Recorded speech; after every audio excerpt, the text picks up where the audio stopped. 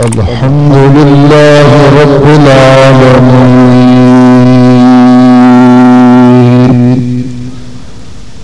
والعاقبة للمتقين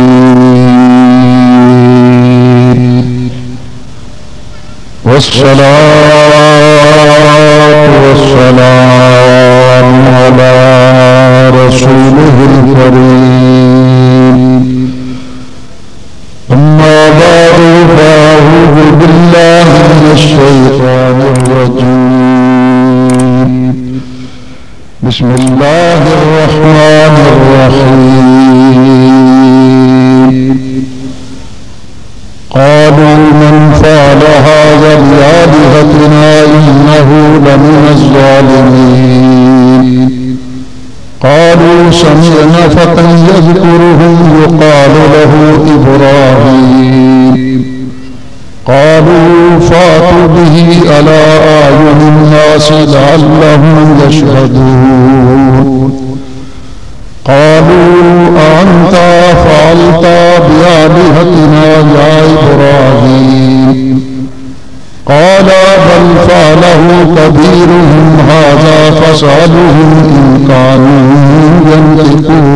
ينطقون فرجعوا إلى أنفسهم فقالوا إنكم أنتم الظالمون ثم نكسوا على رؤوسهم لقد علمت ما هؤلاء ينطقون قال أفتعبدون من دون الله ما لا ينفعكم شيئا ولا يضركم أف لكم ولم تعبدون من دون الله أفلا تعقلون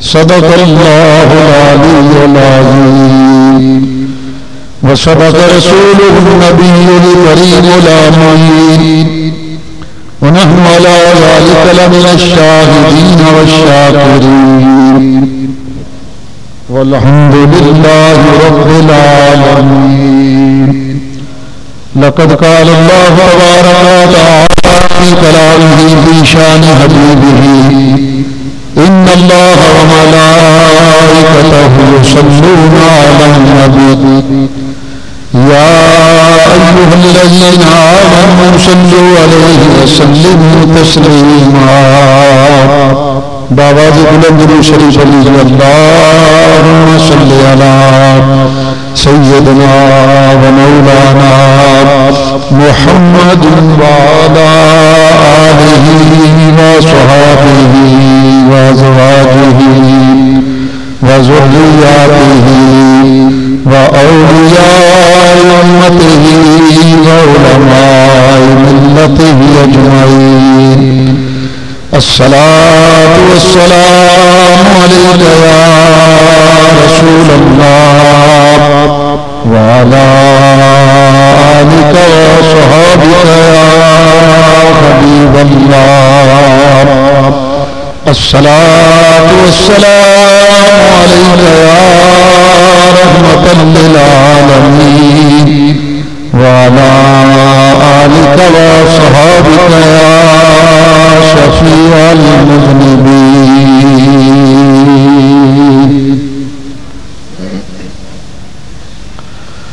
حمد و صلاۃ کے بعد میرے نہایت واجب الاحترام بزرگوں بھائیوں اور عزیز، میں نے آپ حضرات کے سامنے قرآن مجید فرقان حمید کی 18ویں پارے سورۃ الانبیاء کی آیت نمبر 59 سے آیت نمبر 68 تک تلاوت کی۔ انشاءاللہ العزیز اس کا ترجمہ اور حضرت ابراہیم علیہ السلام کی سیرت مبارکہ کی مختلف گوشے انشاءاللہ العزیز آج بیان ہوں گے۔ گزشتہ مہینے کے درس میں جو باتیں ہوئی تھیں ان کا سرسری سا تذکرہ صرف اس نیت سے تاکہ گزشتہ درس کی باتیں یاد رہیں۔ گزشتہ مہینے کے درس میں حضرت ابراہیم علیہ نبینا وعلیہ السلام کے والد ماجد کے بارے میں بحث ہوئی تھی کہ آپ کے والد کون؟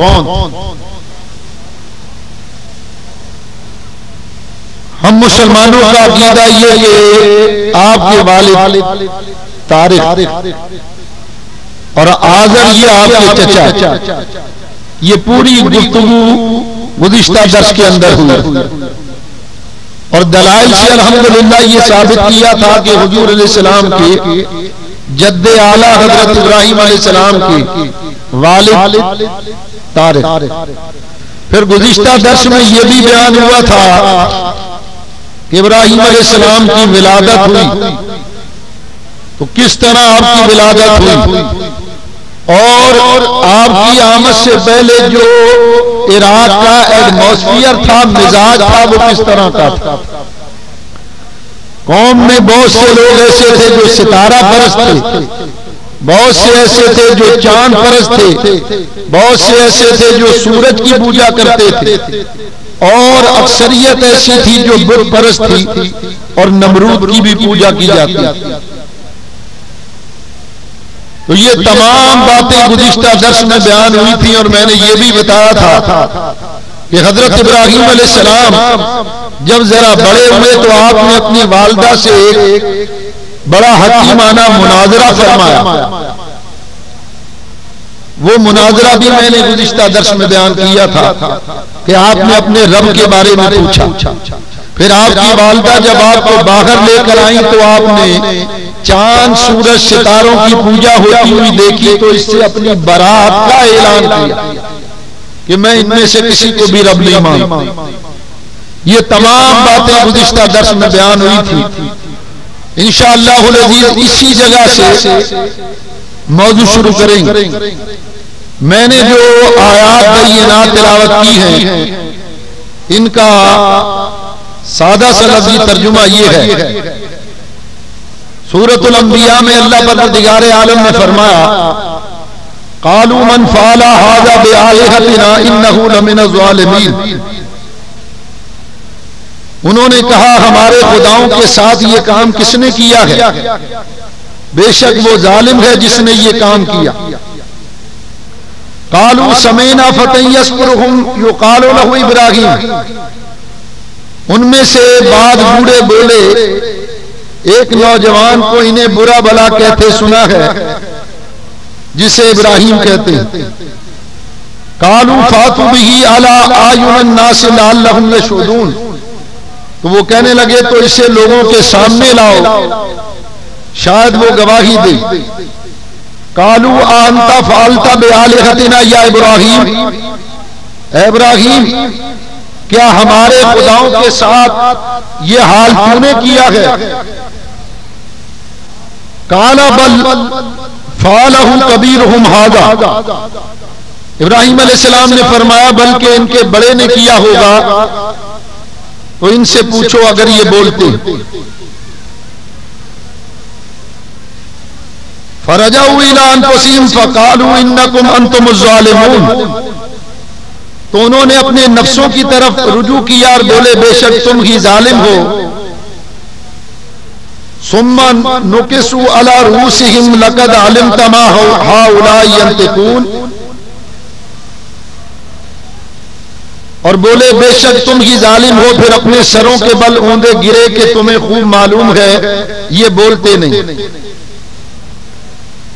قال فتعبدون من دون اللہ ما لا ينفعکم شیئا ولا یضرکم۔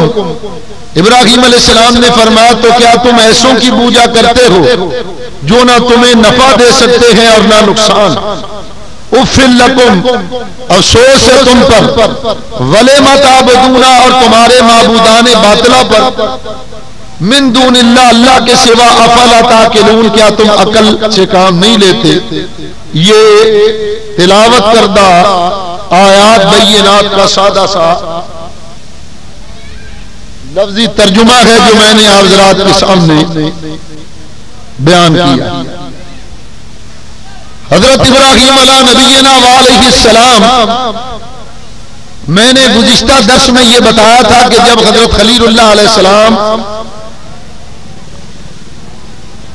بڑے ہوئے تو آپ اپنے چچا آزر سے ملنے آئے، اس کو بت گری کرتے ہوئے دیکھا، بت بناتے ہوئے دیکھا، تو چچا سے فرمایا کہ ایک اللہ کی عبادت کرو اور ان بتوں کی پوجا کرنا چھوڑ دو.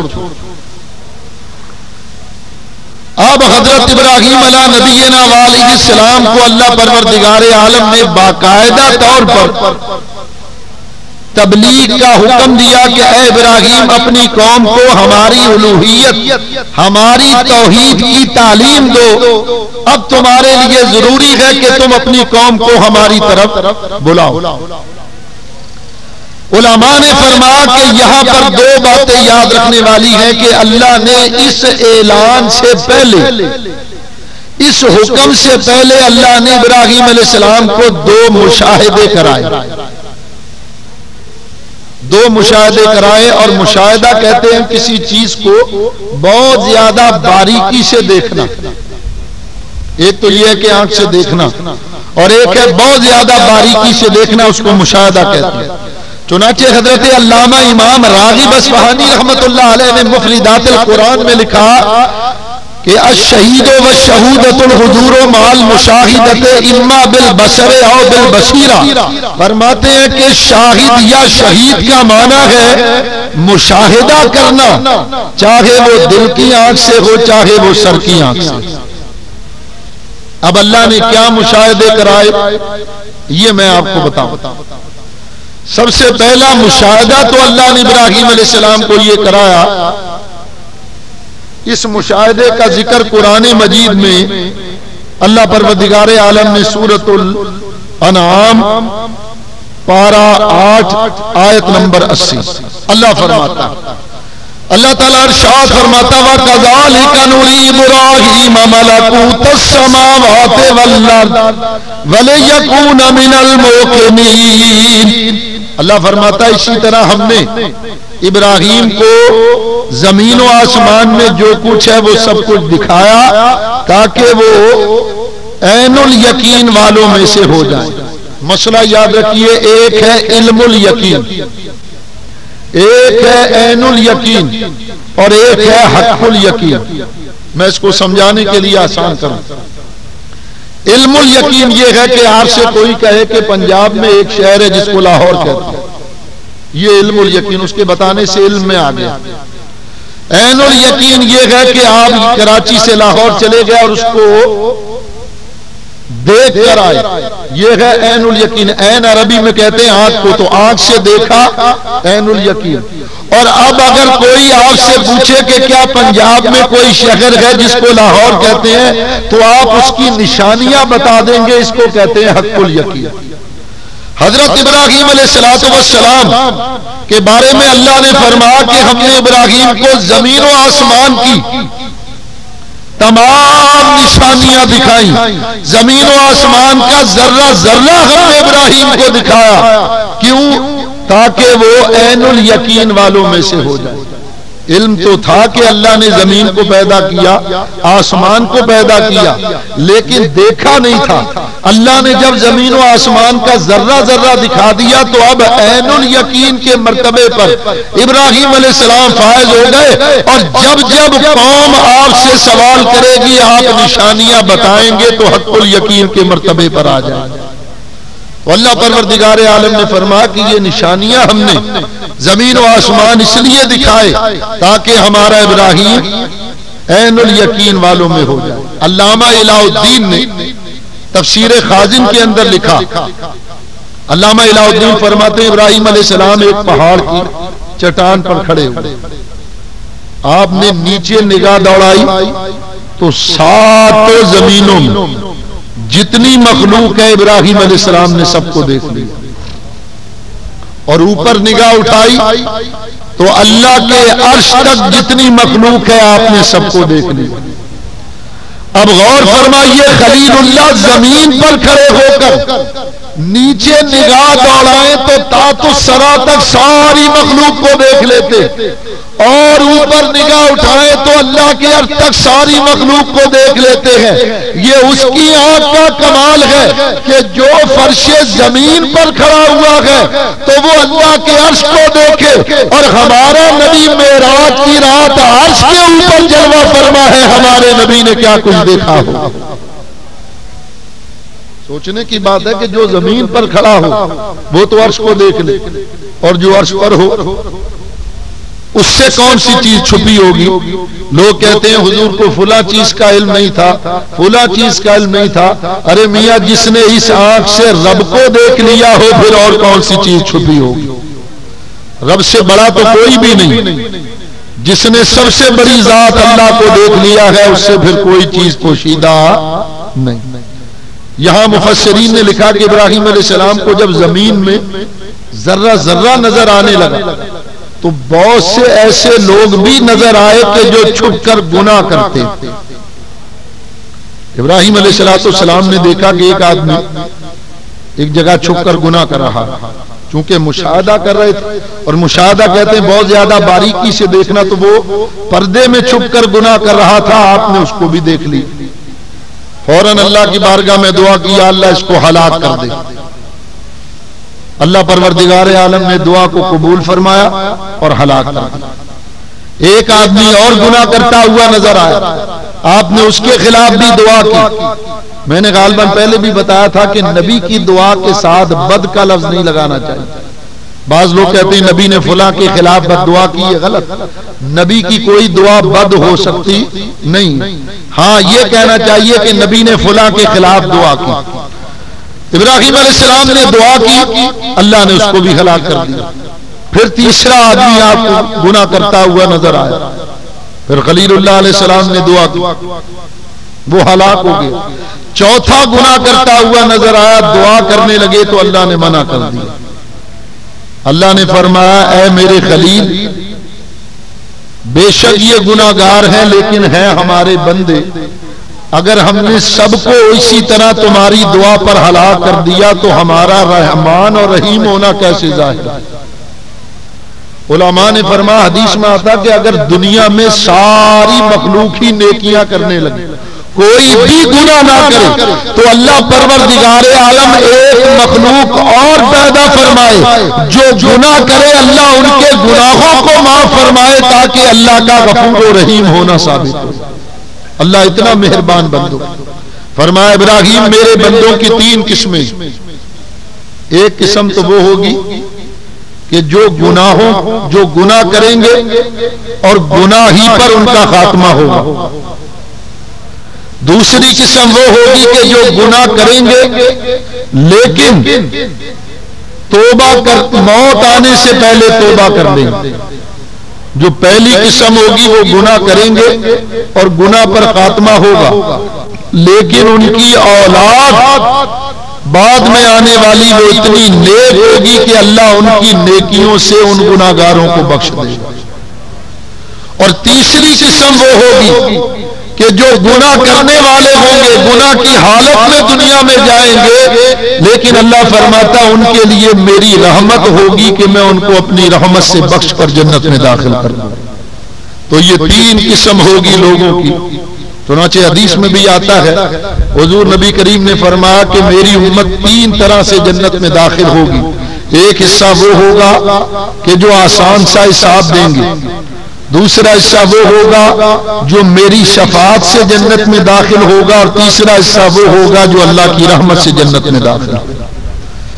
تو ایک مشاہدہ تو اللہ نے ابراہیم علیہ السلام کو یہ کرایا کہ زمین و آسمان دکھائے، اور دوسرا مشاہدہ جو اللہ نے کرایا وہ تیسرے پارے کے اندر اللہ تعالیٰ ارشاد فرماتا ہے۔ اللہ تعالیٰ ارشاد فرماتا وَإِذْ قَالَ إِبْرَاهِيمُ، اور جب عرض کی ابراہیم نے رب ارنی کیف تحیی الموتى، اے میرے رب مجھے دکھا دے کہ تو مردوں کو کس طرح زندہ کرے گا۔ قَالَ أَوَلَمْ تُؤْمِنْ، اللہ نے فرمایا کیا تجھے یقین نہیں؟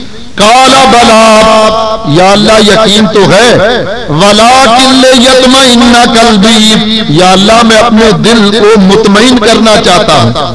قال فخذ اربعة من الطير، اللہ نے فرمایا ابراہیم پھر 4 پرندے لے لے، فَصُرْهُنَّ إِلَيْكَ ثُمَّ اجْعَلْ عَلَى جَبَلٍ مِّنْهُنَّ جُزْءًا، پھر انہیں اپنے سے مانوس کرو، پھر ان کو ذبح کر کے ان کا گوشت ایک ایک حصہ ایک ایک پہاڑ پر رکھ دو۔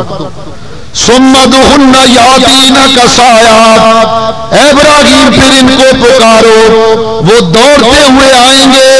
وَاعْلَمُوا أَنَّ اللَّهَ عَزِيزٌ حَكِيمٌ، اور جان لو کہ بے شک اللہ غالب حکمت والا۔ یہ دوسرا مشاہدہ ہے، یہ ذرا تفصیل طلب ہے، ذرا توجہ سے یہ باتیں سننا جو اب آ رہی ہیں۔ حضرت ابراہیم علیہ السلام کو اللہ نے یہ دوسرا مشاہدہ کرایا کہ حضرت خلیل اللہ علیہ السلام نے اللہ پروردگار عالم کی بارگاہ میں عرض کی کہ یا رب العالمین تم مردوں کو کس طرح زندہ کرے گا، مجھے دکھا دے۔ تو اللہ نے فرمایا کہ کیا تمہیں یقین نہیں؟ یا اللہ مجھے یقین ہے، لیکن میں اطمینان قلبی کے لیے پوچھ رہا ہوں تاکہ میرے دل کو اطمینان ہو۔ تو اللہ نے فرمایا میرے ابراہیم 4 پرندے لو، ان کو پالو، مانوس کرو، جب وہ پل جائیں تو ان کو ذبح کرو، ان کا قیمہ بناؤ اور 4 پہاڑوں پر یہ رکھ دو اور پھر انہیں پکارو، وہ دوڑ کر تمہارے پاس آئیں گے، تو جان لو کہ اللہ غالب حکمت والا۔ علماء نے لکھا کہ حضرت ابراہیم علیہ السلام نے یہ جو سوال کیا کہ یا اللہ مجھے مردے زندہ کر کے دکھا، یہ سوال کیوں کیا؟ امام فخر الدین رازی رحمۃ اللہ علیہ نے تفسیر کبیر میں اس کی چند وجوہات بیان فرمائے۔ فرماتے ہیں پہلی وجہ تو یہ تھی کہ ایک دن حضرت ابراہیم علیہ السلام سمندر کے کنارے سیر کر رہے تھے، آپ نے سمندر کے کنارے ایک مردار پڑا ہوا دیکھا، اس کا آدھا حصہ سمندر میں ہے اور آدھا حصہ خشکی پر۔ حضرت ابراہیم علیہ السلام دیکھتے کہ جب سمندر کی موج آتی، لہر آتی، تو اس کے ساتھ مچھلیاں آتی اور وہ مچھلیاں وہ جتنا حصہ مردار کا سمندر میں ہوتا اس کو کھانے لگتی، اور جو خشکی پر تھا آسمان سے پرندے آتے وہ اتنے حصے کو کھانے لگتے۔ حضرت ابراہیم علیہ السلام نے خیال کیا کہ ایک جسم اتنے پیٹوں میں چلا گیا، اللہ تبارک و تعالیٰ ان کو دوبارہ کیسے زندہ کرے؟ ہزاروں مچھلیاں بھی کھا رہی ہیں، ہزاروں پرندے بھی آ کر اس مردار کو کھا رہے ہیں، اب اس کا جسم مچھلیوں اور پرندوں کے پیٹوں میں چلا گیا تو اللہ پروردگار عالم ان کو کس طرح دوبارہ زندہ کرے گا؟ یہ سوال ابراہیم علیہ السلام کے ذہن میں پیدا ہوا، تو اس بنیاد پر اللہ کی بارگاہ میں عرض کی کہ یا رب العالمین میں مانتا تو ہوں کہ تو دوبارہ زندہ کرنے پر قادر ہے، لیکن یا اللہ تو کس طرح انہیں دوبارہ زندہ کرے گا مجھے عملی طور پر دکھا دے۔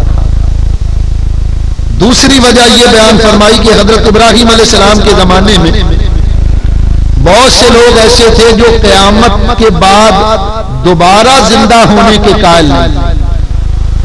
حضرت خلیل اللہ علیہ السلام کے زمانے کے وہ لوگ یہ کہتے تھے جب آدمی ایک بار مر گیا دوبارہ زندہ نہیں ہوگا۔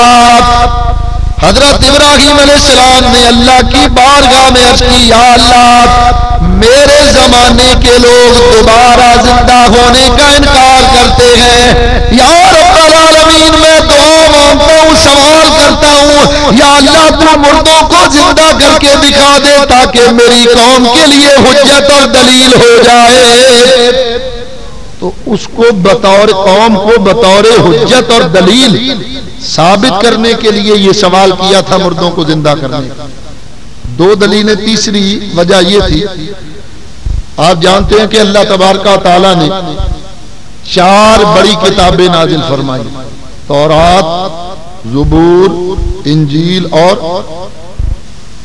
مول صاحب اتنا مشکل سوال پوچھ لیا، قرآن مجید۔ یہ 4 بڑی کتابیں، اور بعض نبی ایسے ہیں جن پر اللہ تبارک و تعالیٰ نے صحائف نازل کیے، صحیفے۔ حضرت ابراہیم علیہ السلام پر بھی اللہ نے صحیفے نازل فرمائے۔ قرآن کہتا صحف ابراہیم و موسیٰ، اللہ نے موسیٰ اور ابراہیم پر صحائف نازل کی۔ ابراہیم علیہ السلام کو جو صحائف اللہ نے عطا فرمائے اس میں آپ نے پڑھا تھا کہ آپ کی نسل میں ایک نبی ہوں گے جن کا نام ہوگا عیسیٰ. حضرت عیسیٰ علیہ السلام کو اللہ پروردگار عالم یہ کمال عطا فرمائے گا. حضرت عیسیٰ علیہ السلام اللہ کی اجازت سے مردوں کو زندہ کریں گے. چنانچہ قرآن پڑھ کر دیکھو حضرت عیسیٰ علیہ السلام فرماتے ہیں عیسیٰ علیہ السلام فرماتے ہیں وَأُحْيِي الْمَوْتَ بِإِذْنِ اللَّهِ، میں مردوں کو زندہ کرتا ہوں اللہ کی اجازت. ابراہیم علیہ السلام نے چونکہ یہ پڑھا تھا کہ میری قوم میں ایک نبی ہوگا میری اولاد میں جو مردوں کو زندہ کرے گا، تو اس لیے آپ نے سوال کیا کہ یا اللہ مجھے بھی دکھا کہ تو مردوں کو کس طرح دوبارہ زندہ کرے گا. اور چوتھی حکمت، چوتھی وجہ علماء نے یہ بیان فرمائی.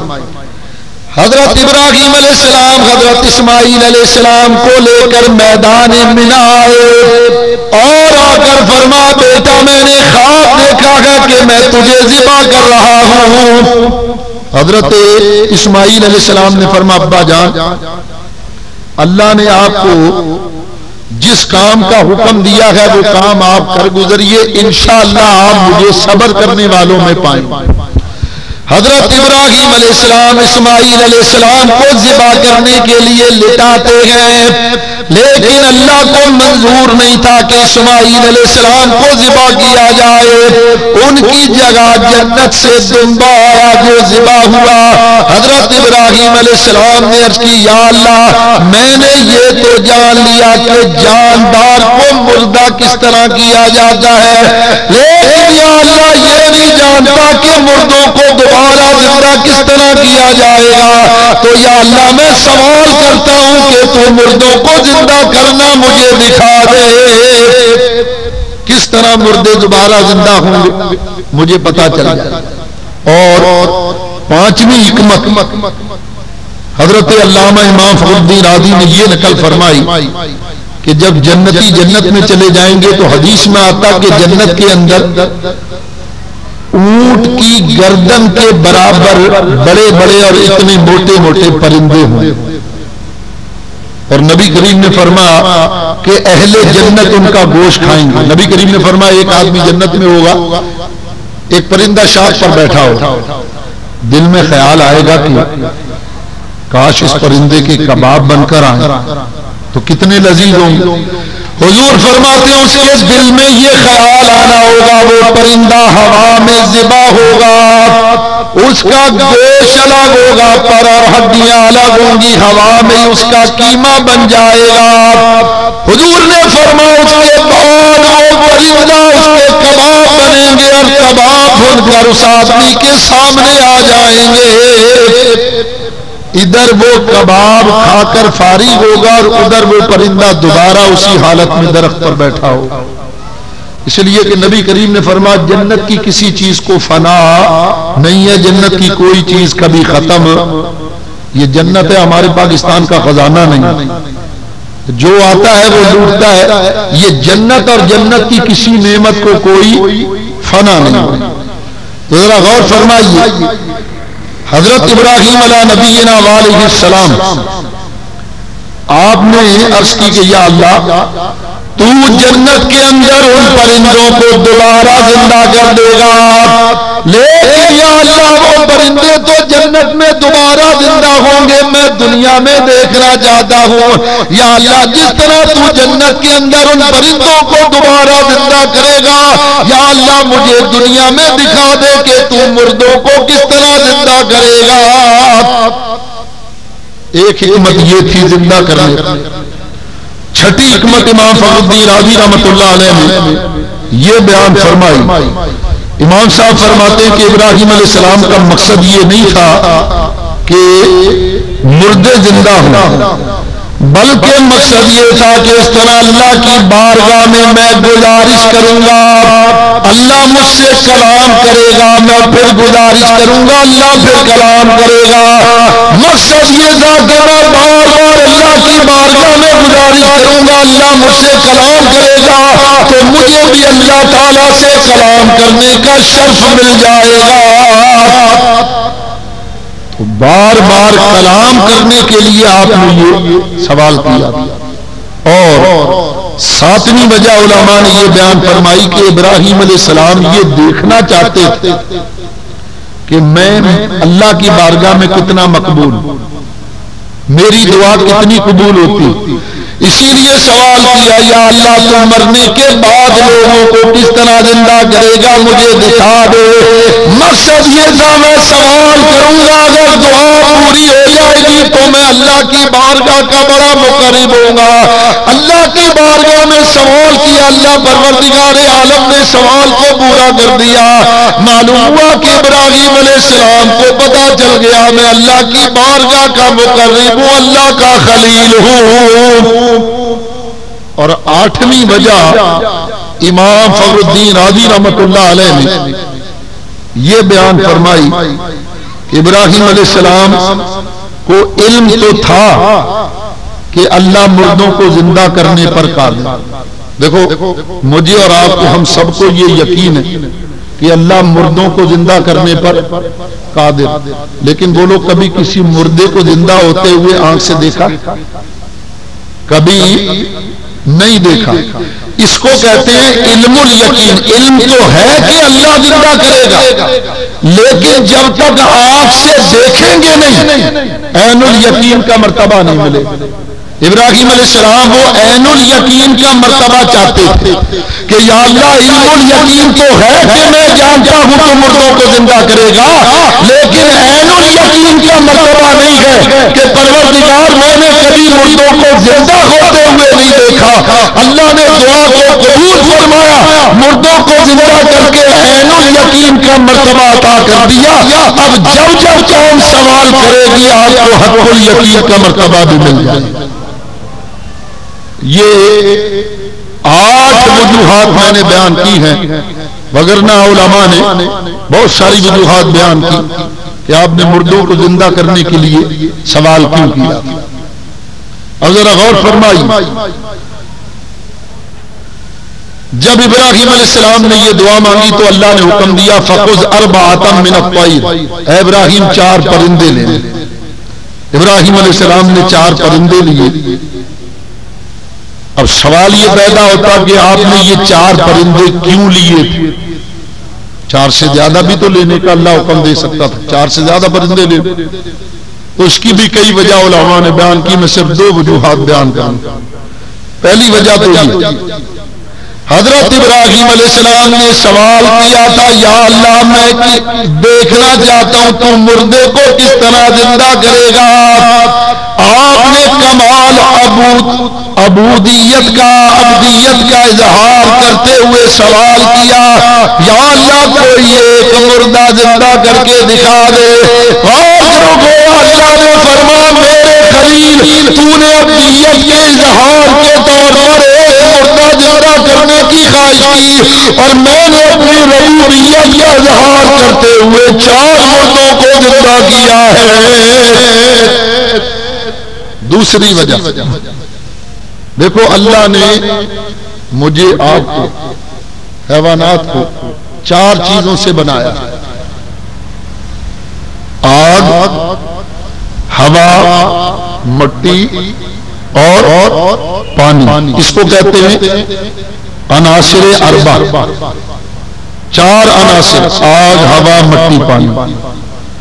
ان 4 چیزوں سے اللہ نے انسان کو بنایا.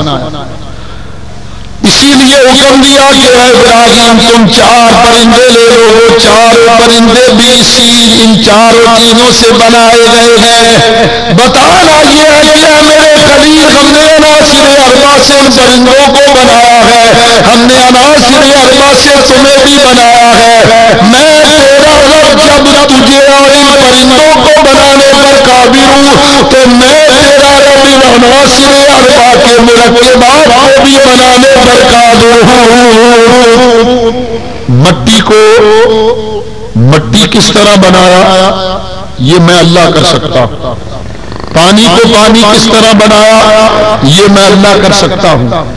ہوا کو ہوا کس طرح بنایا یہ اللہ کر سکتا ہے. آگ کو آگ کس طرح بنایا یہ اللہ کر سکتا ہے. دیکھو نا یہاں میں 2-3 باتیں آپ کو سمجھانے کے لیے. شیطان بنا آگ سے. اب اگر آگ انسان نے بنائی ہوتی تو سوچو آگ سے شیطان بنا ہے, اس کو آگ میں کیسے جلایا جائے؟ اللہ نے آگ کو بنایا, آگ کی عناصر ترکیبی اللہ نے, اس کے مرکبات اللہ نے بنائے ہیں, تو اللہ پروردگار عالم جانتا ہے کہ آگ کی بنی ہوئی مخلوق کو آگ سے عذاب کس طرح دیں گے. جس طرح ہمیں مٹی سے بنایا گیا, ہم زمین سے مٹی کا ڈیلا اٹھا کر اگر کسی کو ماریں تو مٹی سے بنے ہوئے وجود کو مٹی لگتی ہے, درد ہوتا ہے. اسی طرح آگ سے بنے ہوئے شیطان کو جب آگ میں جلایا جائے گا تو اس کو بھی درد اور تکلیف ہوگی. تو اللہ پروردگار عالم نے انسان کو عناصر اربع سے بنایا اور ان کی مرکبات کو بھی اللہ پروردگار عالم نے بنایا. تو اللہ پروردگار عالم نے انسان کو عناصر اربع سے بنایا اور ان کی مرکبات کو بھی اللہ پروردگار عالم نے بنایا. اللہ نے حکم دیا میرے خلیل 4 پرندے لے. ابراہیم علیہ السلام نے 4 پرندے لیے. اب وہ کون سے 4 پرندے؟ مفسرین نے لکھا مور, بطخ اور کوا. یہ 4 پرندے ابراہیم علیہ السلام نے. اللہ نے فرمایا ان کو مانوس کرو, پالو. ابراہیم علیہ السلام نے ان کو پال پوس کر بڑا کیا. اتنا وہ آپ سے ہل گئے کہ آپ کہتے اشارہ کرتے چلے جاؤ تو وہ چلے جاتے, اشارہ کرتے آ جاؤ وہ آ جاؤ, کھانا کھاؤ پانی پیو وہ آپ کے کلام کو سمجھتے. جب اتنے وہ آپ سے مانوس ہو گئے, پل گئے, تو اب اللہ نے حکم دیا کہ ان کو ذبح کرو. حضرت ابراہیم علیہ السلام نے ان کو ذبح کیا. اللہ نے فرمایا ان کے پروں کو الگ کر دو, ہڈیاں الگ کرو, ان کے گوشت کا قیمہ بناؤ. آپ نے 4 پرندوں کو ذبح کیا, ان کا قیمہ بنایا. اللہ کا حکم ہوا کہ اب قیمے کو آپس میں خلط ملط کرو, یعنی آپس میں ملا دو. 4 کا قیمہ اچھی طرح ملا دیا. یا اللہ اب کیا حکم ہے؟ اللہ نے فرمایا اب سر اپنے پاس رکھ لو اور یہ قیمہ لے جاؤ. تھوڑا سا قیمہ مشرقی پہاڑ پر, تھوڑا سا قیمہ مغربی پہاڑ پر, تھوڑا سا قیمہ شمالی پہاڑ پر, تھوڑا سا قیمہ جنوبی پہاڑ پر. 4 پہاڑوں پر یہ قیمہ رکھ دو اور سر اپنے پاس رکھ لو. حضرت ابراہیم علیہ السلام اب اس مقام پر جہاں ذبح کیا میدان منا یہاں آ گئے ہیں. یا اللہ اب کیا حکم؟ اللہ نے فرمایا ثم ادعوهن یاتینک سعیا. اللہ نے فرمایا میرے ابراہیم اب ان پرندوں کو پکارو. ایمان سے بتانا, اللہ نے آپ کو عقل اور شعور دیا. سوچو یہ بات کہ حکم ہوا کہ ان 4 پرندوں کو پکارو. عقل کا تقاضا یہ ہے کہ پرندے آپ کی آواز سنیں گے کیسے؟ کیونکہ سر تو ابراہیم علیہ السلام کے پاس پڑا ہوا, پھر وہ اڑ کر یا چل کر آئیں گے کیسے؟ پاؤں اور پر تو خلیل اللہ کے پاس پڑے ہوئے, وہ کیسے دوڑ کر چلتے ہوئے آئیں گے؟ اللہ فرماتا ہے ثم ادعوهن یاتینک سعیا. اے میرے خلیل ان کو پکارو, وہ تمہاری پکار سن کر دوڑے ہوئے چلے آئیں. اب آپ کہیں گے عقل اس کو تسلیم نہیں کرتی.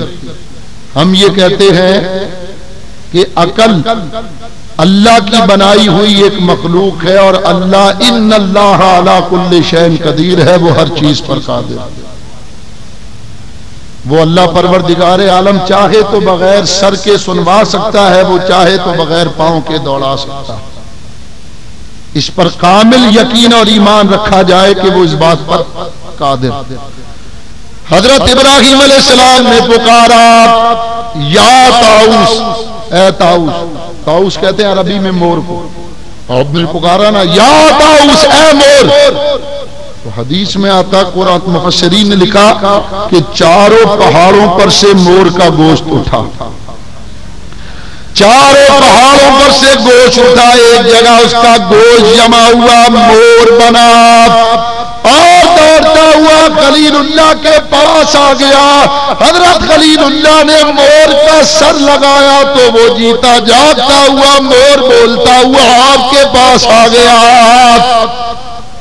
بلکہ یہاں تک مفسرین نے لکھا کہ آپ نے مور پر مرغ کا سر لگانا چاہا تو مور نے گردن ہلائی نہیں، یہ میرا سر نہیں، صرف پوچھنا یہ چاہتا ہوں، یہ میں وجدان بیان نہیں کر رہا، تخیل بیان نہیں کر رہا، یہ منٹ آف مائنڈ بیان نہیں کر رہا، صرف بتانا یہ چاہتا ہوں میرے دوستو بزرگوں، سوچو اگر مرنے والا یہ جانتا نہیں ہے کہ اس کے ساتھ کیا ہو رہا ہے تو اس مور کو کیسے پتا چل گیا؟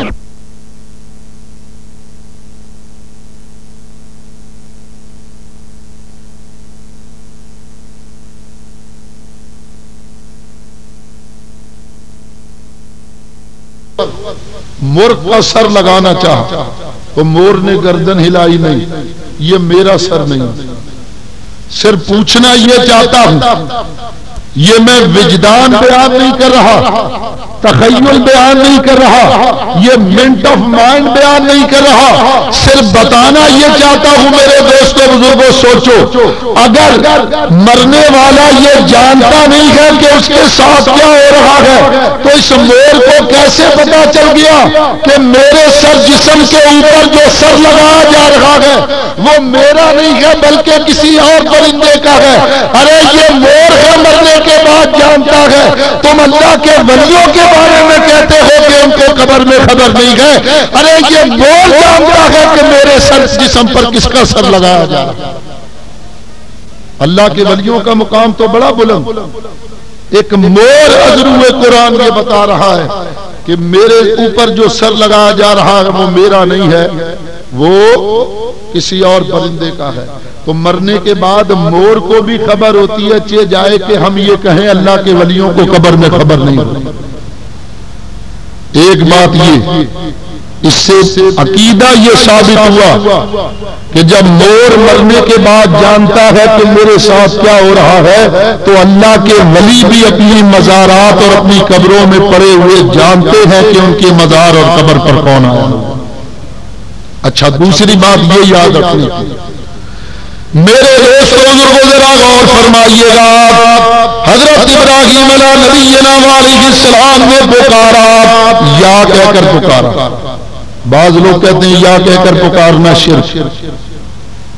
سوال یہ کہ اگر یا کہہ کر پکارنا شرک ہے تو ابراہیم علیہ السلام نے کیوں پکارا مردے کو؟ یا طاؤس اے مور کہہ کر کیوں پکارا؟ مرنے کے بعد اگر پکارنا ناجائز ہے کسی کو، یا کہہ کر نہیں پکارنا چاہیے، یہ شرک ہے، تو اس کا مطلب تو یہ ہوگا کہ اللہ نے ابراہیم علیہ السلام کو شرک کا حکم دیا اور خلیل اللہ نے شرک کر کے دکھایا۔ حالانکہ اللہ کا نبی شرک مٹانے کے لیے آتا، شرک کو رواج دینے کے لیے نہیں آتا۔ میرے دوستوں بزرگوں غور فرمائیے، خلیل اللہ نے دور سے ان پرندوں کو پکارا، انہوں نے آپ کی آواز کو سنا۔ اگر مرنے کے بعد ایک پرندہ، مرنے کے بعد وہ پرندے خلیل اللہ کی آواز کو سن سکتے ہیں تو اللہ تعالیٰ کے ولی بھی مزارات میں پڑے ہوئے مرنے کے بعد ہماری آوازوں کو سن سکتے ہیں۔ چنانچہ ذرا غور فرمائیے، امام بخاری رحمت اللہ علیہ حدیث نقل فرمائی، الادب المفرد، یہ حدیث کی کتاب امام بخاری کی، جنہوں نے بخاری لکھی، اور یہ کتاب امام بخاری نے نبی کریم کے روضہ اقدس پر بیٹھ کر چاند کی روشنی میں اس کو لکھا۔ اس میں حدیث ہے حضرت عبداللہ ابن عمر رضی اللہ تعالیٰ عنہ فاروق اعظم کے صاحبزادے ہیں، ان کا انتقال ہوا۔ حضرت عبداللہ ابن عمر نبی کریم کے انتقال کے بعد ان کا انتقال ہوا، تو سنو ذرا، ان کے بارے میں نبی کریم نے فرمایا کہ جو کسی جنتی کو دیکھنا چاہتا ہے دنیا میں وہ عبداللہ ابن عمر کو دیکھ لے۔ یہ زمین پر چلتے پھرتے جنتی۔ ایک مرتبہ حضرت عبداللہ ابن عمر کا پاؤں سن ہو گیا، آپ نے بڑا علاج کرایا لیکن درست نہیں ہوا۔ کسی نے کہا اذکر احب الناس الیک، اس کو یاد کرو جو تمہیں بڑا محبوب اور پیارا ہو۔ حضرت عبداللہ ابن عمر نے نبی کریم کے روضے کی طرف منہ کیا اور فرمایا یا محمد یا محمد یا محمد، اور نبی پاک کو یا کہہ کر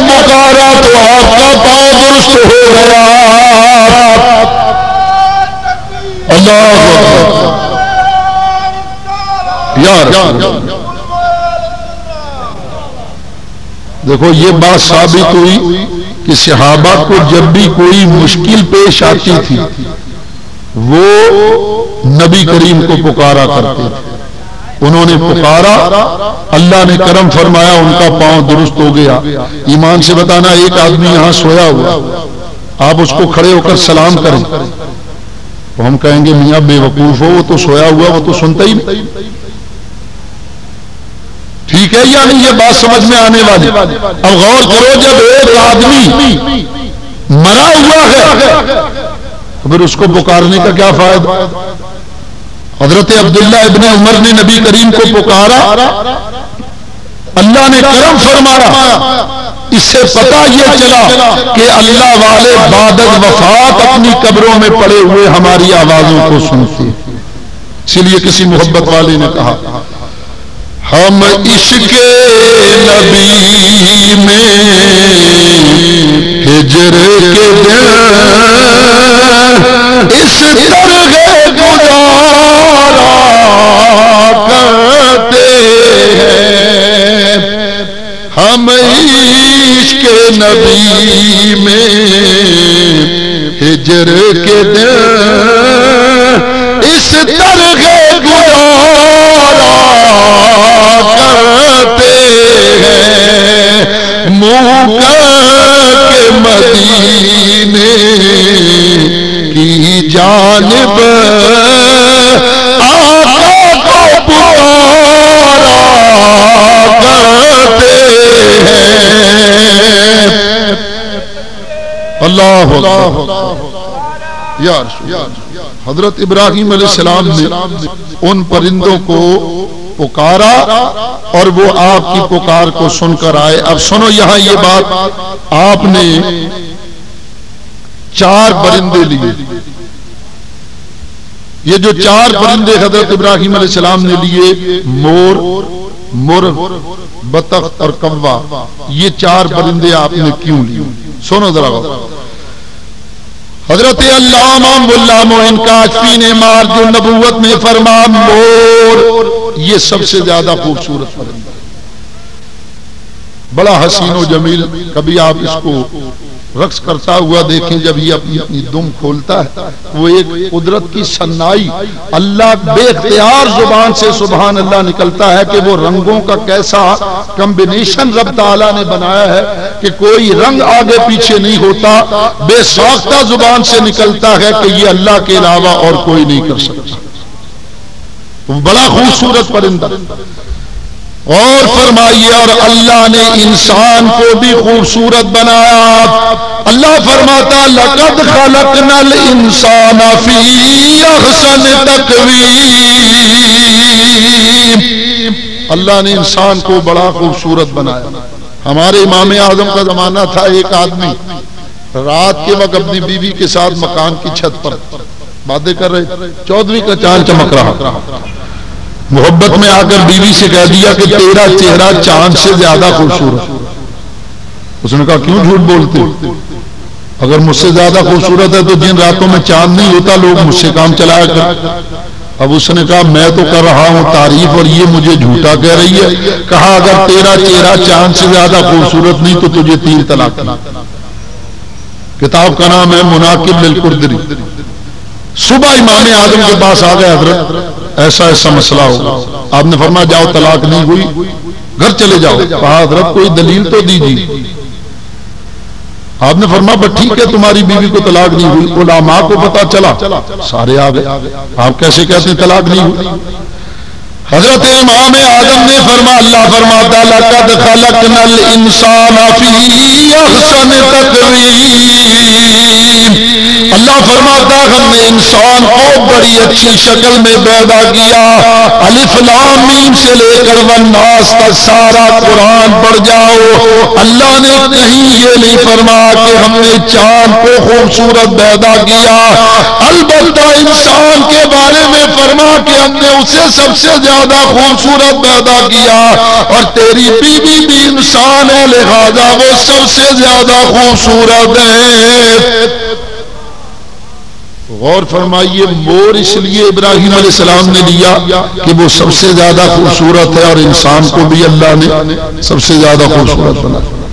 اور مرغ ذبح کرنے کے لیے ابراہیم علیہ السلام نے اس لیے لیا کہ مرغ میں شہوت زیادہ ہوتی ہے، شہوانی قوت جو ہے وہ مرغ میں زیادہ ہوتی ہے، اور شیطان میں بھی شہوت زیادہ ہوتی ہے.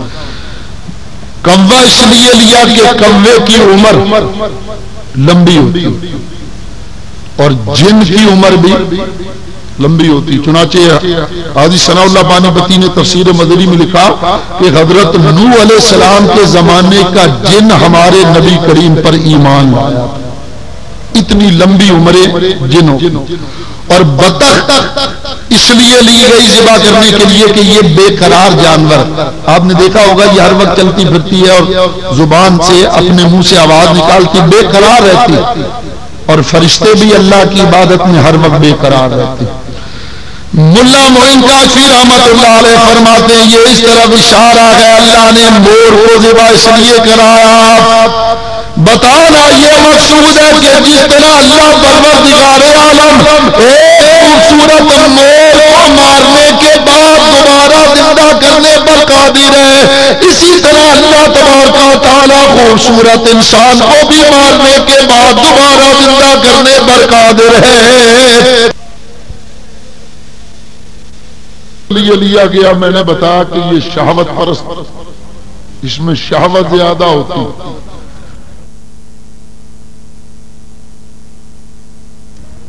اس میں حکمت یہ ہے کہ جو اللہ اس بات پر قادر ہے کہ شہوت پرست مرغ کو جو اللہ مارنے کے بعد دوبارہ زندہ کرنے پر قادر ہے، وہ اللہ اس بات پر بھی قادر ہے کہ شیطان شہوت پرست شیطان کو بھی مار کر دوبارہ زندہ کر سکتا ہے.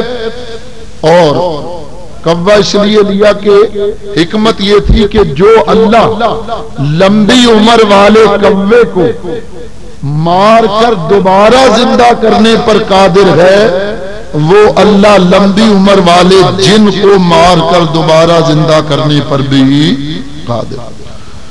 اور بطخ کو اس لیے لیا ذبح کرنے کے لیے کہ جو اللہ ایک بے قرار بطخ کو مارنے کے بعد دوبارہ زندہ کرنے پر قادر ہے، وہ اللہ پروردگار عالم عبادت میں بے قرار فرشتوں کو بھی مارنے کے بعد دوبارہ زندہ کرنے پر قادر ہے.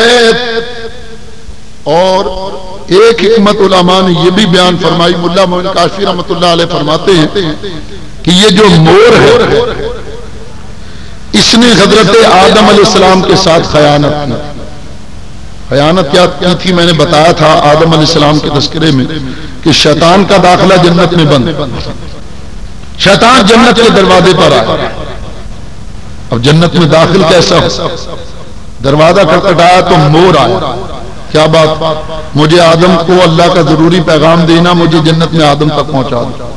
مور نے کہا نہیں، میں یہ کام نہیں کر سکتا، ہاں تجھے پتہ بتا سکتا ہوں اس مخلوق کا کہ جو تجھے آدم تک لے جائے. سانپ کا پتہ بتایا. تو غور کرو، چونکہ مور نے آدم علیہ السلام سے خیانت کی تھی، شیطان کو جنت میں داخل ہونے کے لیے پتہ بتایا تھا آدم تک پہنچنے کے لیے، تو ایک سزا تو اللہ تعالیٰ نے یہ دی کہ مور کو زمین پر اتار دیا گیا. کہاں اتارا گیا؟ آدم علیہ السلام کے ساتھ سانپ اور مور کو اتارا گیا. تو مور کو اتارا گیا ہندوستان.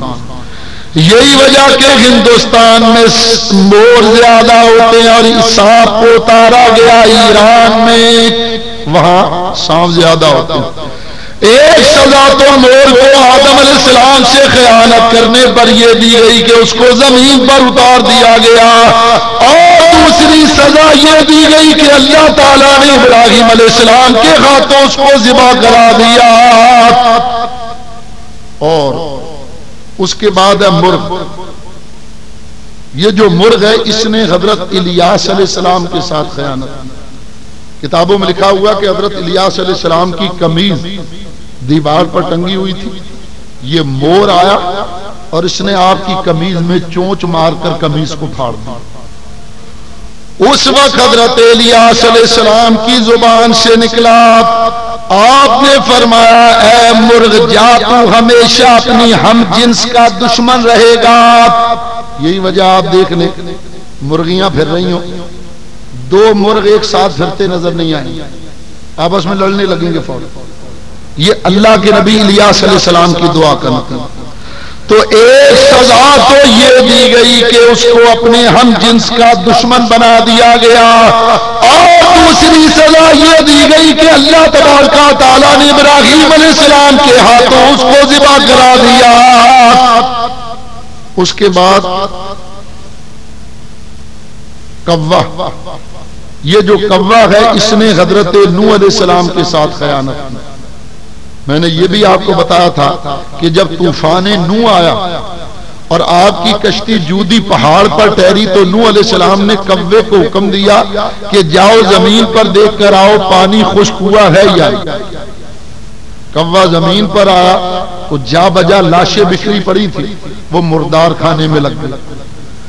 اللہ کے نبی کی بات کی کوئی اہمیت نہیں دی۔ اللہ کے نبی نوح علیہ السلام نے فرمایا اے کوے تو نے میرے ساتھ خیانت کیا، جا آج کے بعد سے تو کبھی انسان کا دوست نہیں ہوگا، انسان سے ڈرے گا، انسان سے نفرت کرے گا، کبھی انسان کے قریب نہیں ہوگا۔ چنانچہ دیکھ لیجیے دیوار پر کوا بیٹھا ہوا، آپ زمین سے اپنی کوئی گری ہوئی چیز بھی اٹھائیں وہ سمجھتا ہے شاید مجھے مارنے کے لیے پتھر اٹھا، ایک دو تین۔ تو ذرا غور فرمائیے، ایک سزا تو کوے کو یہ دی گئی، انسان کا دشمن بنا دیا گیا، انسان سے دور کر دیا گیا، اور دوسری سزا یہ دی گئی کہ حضرت ابراہیم علیہ السلام کے ہاتھ سے ذبح کرا دیا گیا، حضرت خلیل اللہ کے ہاتھوں ذبح کرا دیا۔ اور چوتھی ہے بطخ۔ یہ جو بطخ ہے اس نے اللہ کے نبی حضرت یونس علیہ السلام کے ساتھ خیانت کی۔ یہ واقعہ انشاءاللہ آگے جب ہم چلیں گے یہ سلسلہ بڑھے گا، یونس علیہ السلام کا ذکر آئے گا تو میں تفصیل سے بیان کروں گا۔ یونس علیہ السلام کو مچھلی نے نگل لیا، جب اللہ کا حکم ہوا اور آپ مچھلی کے پیٹ سے باہر آئے تو مچھلی نے سمندر کے کنارے آپ کو اگل دیا۔ ایک انگور کی بیل ہے جس نے آپ پر سایہ کیا، ایک یہ کدو کی بیل، ہاں کدو کی بیل تھی جس نے آپ پر سایہ کیا، اور ایک ہرنی نے آپ کو دودھ پلایا۔ مفسرین نے لکھا ہے کہ 40 دن مچھلی کے پیٹ میں تھے تو بڑے کمزور ہو گئے، اتنے کمزور کہ یہ کھال آپ کی ہڈی سے چپک جاتی۔ ہرنی نے دودھ پلایا، کدو کی بیل کا سایہ ہوا تو ذرا طاقتور ہوگا۔ اسی لیے حکیم لوگ اطباء کہتے ہیں کہ جو بچہ کمزور ہو دبلا ہو اس کے دونوں طرف دائیں بائیں کدو رکھو اور ہرنی کا دودھ پلاؤ تو وہ صحت مند ہو جائے گا۔ یہ علاج اسی وقت سے اطباء حکماء حضرات نے لیا۔ اس نے خیانت بطخ نے یہ کی کہ جو انگور کی جو کدو کی بیل حضرت یونس علیہ السلام پر سایہ کر رہی تھی، یہ بطخ آئی اور آ کر اس نے اس کدو کی بیل کو اپنے منہ سے اکھاڑ دیا، جڑ سے اکھاڑ دیا۔ نتیجہ یہ نکلا وہ ساری بیل سوکھ گئی اور اللہ کے نبی یونس علیہ السلام دھوپ میں ہو گئے۔ اب میرے دوستوں بزرگوں ذرا غور فرمائیے گا، حضرت یونس علیہ السلام آپ کی زبان سے نکلا، آپ نے فرمایا اے بطخ جا تو ہر وقت بے قرار رہے گی، تجھے اطمینان قرار اور سکون نہیں ہوگا۔ ایک سزا تو اس کو یہ دی گئی کہ اللہ نے اس کو بے قراری میں مبتلا کر دیا، کسی پل اس کو قرار نہیں ہے، اور دوسری سزا اللہ نے یہ دی کہ حضرت ابراہیم علیہ السلام کے ہاتھوں اس کو ذبح کرا دیا گیا۔ غور فرمائیے، حضرت ابراہیم علیہ نبینا علیہ السلام کے ہاتھوں اس کو ذبح کرا دیا گیا، تو یہ حکمت تھی ان 4 پرندوں کو لینے۔ اب ابراہیم علیہ السلام نے ان 4 پرندوں کو پکارا تو میں نے بتایا کہ 4 کے گوشت ہوا میں اڑے، گوشت اس طرح جڑا، دوڑتے ہوئے پرندے آئے، خلیل اللہ نے سر لگایا، پر لگے اور وہ چاروں زندہ جاگتے ہوئے پرندے خلیل اللہ کے سامنے آ گئے. انہوں نے اللہ کی عطا سے خلیل اللہ کی آواز کو سن لیا. اللہ نے فرمایا اے ابراہیم ہم مرنے کے بعد اس طرح لوگوں کو دوبارہ زندہ کریں گے. تو یہ اللہ پروردگار عالم نے مشاہدہ کرایا. سنو ذرا غور. حضرت ابراہیم نبینا علیہ السلام کے ہاتھوں کو چاک کے ہاتھوں چار پرندے ذبح کرانے میں ایک حکمت یہ بھی تھی اے ابراہیم تو نے ان کو اچھی طرح پال پوس کر اپنے سے مانوس کیا, آج ہم انہیں ذبح کرا دیں گے. بات یہ ہے کہ آپ کسی سے محبت کرتے اور وہ محبت والی شے اگر آپ سے چھن جائے تو بولو آپ کو دکھ اور تکلیف ہوگی. ابراہیم علیہ السلام نے بڑی محنت سے ان چاروں پرندوں کو پال کر بڑا کیا. آج اللہ پروردگار عالم نے ان پرندوں کو ذبح کرایا تاکہ میرا ابراہیم صبر کرے تو اس کو مقام خلت مل جائے. خلیل کہتے ہیں گہرا دوست کے, تاکہ میرا ابراہیم میرا گہرا دوست بن جائے. آج وہ اس مصیبت پر صبر کرے, ہم اس کو اپنا دوست بنا لیں گے. کل پھر یہ شان ہوگی جو کچھ یہ کہے گا ہم اسی طرح کرنے لگیں گے. دوسری حکمت یہ تھی کہ آج ان پرندوں کو ذبح کرانے کے لیے اللہ تبارک و تعالیٰ نے اس لیے حکم دیا اے ابراہیم آج ان پرندوں کو ذبح کرو, اس لیے کہ ایک وقت آئے گا کہ ہم تمہیں تمہارا بیٹا اسماعیل ذبح کرنے کا حکم دیں گے. آج تم ان پرندوں کو ذبح کرو گے تو تمہاری عادت ہو جائے گی, تاکہ کل جب بیٹے کو ذبح کرو تو تمہارے دل کو تکلیف نہ ہو, آسانی سے عمل کرنے کو تیار ہو جاؤ. علماء نے لکھا کہ حضرت ابراہیم علیہ نبینا علیہ السلام نے اس پر عمل کیا. دیکھو میں نے پہلے بتایا کہ ابراہیم علیہ السلام اللہ کے خلیل, اور خلیل کے میں نے گہرے دوست, اور جب دو دوست آپس میں محبت کرتے ہیں تو دونوں کی یہ خواہش ہوتی ہے کہ میرا محبوب میرے علاوہ کسی اور سے محبت نہ کرے. بولو ٹھیک ہے یا نہیں؟ بالکل اسی طرح دو محبتیں خلیل اللہ کے سامنے, ایک تو ان چاروں پرندوں کی محبت, آپ ان سے محبت کرنے لگے. اللہ نے دیکھا خلیل دعویٰ تو کرتے ہیں کہ اللہ سے محبت کا, لیکن پرندوں سے محبت کر رہے ہیں, لہٰذا میرے علاوہ کوئی اور محبت نہیں ہوگی, انہیں ذبح کرا دو. بالکل اسی طرح اسماعیل علیہ السلام کو ذبح کرنے کا حکم دیا گیا. اے خلیل یہ وہ بیٹا جو تو نے بڑی مدتوں کے بعد دعا سے حاصل کیا, تو اس سے محبت کرتا, دعویٰ ہم سے محبت کا ہے, آج اپنے ہاتھ سے اسے ذبح کرو تاکہ ہماری محبت میں کامل ہو جاؤ. بالکل اسی طرح ہمارے نبی کریم کو مکہ سے محبت تھی. حضور جب ہجرت کی رات نکلے ہیں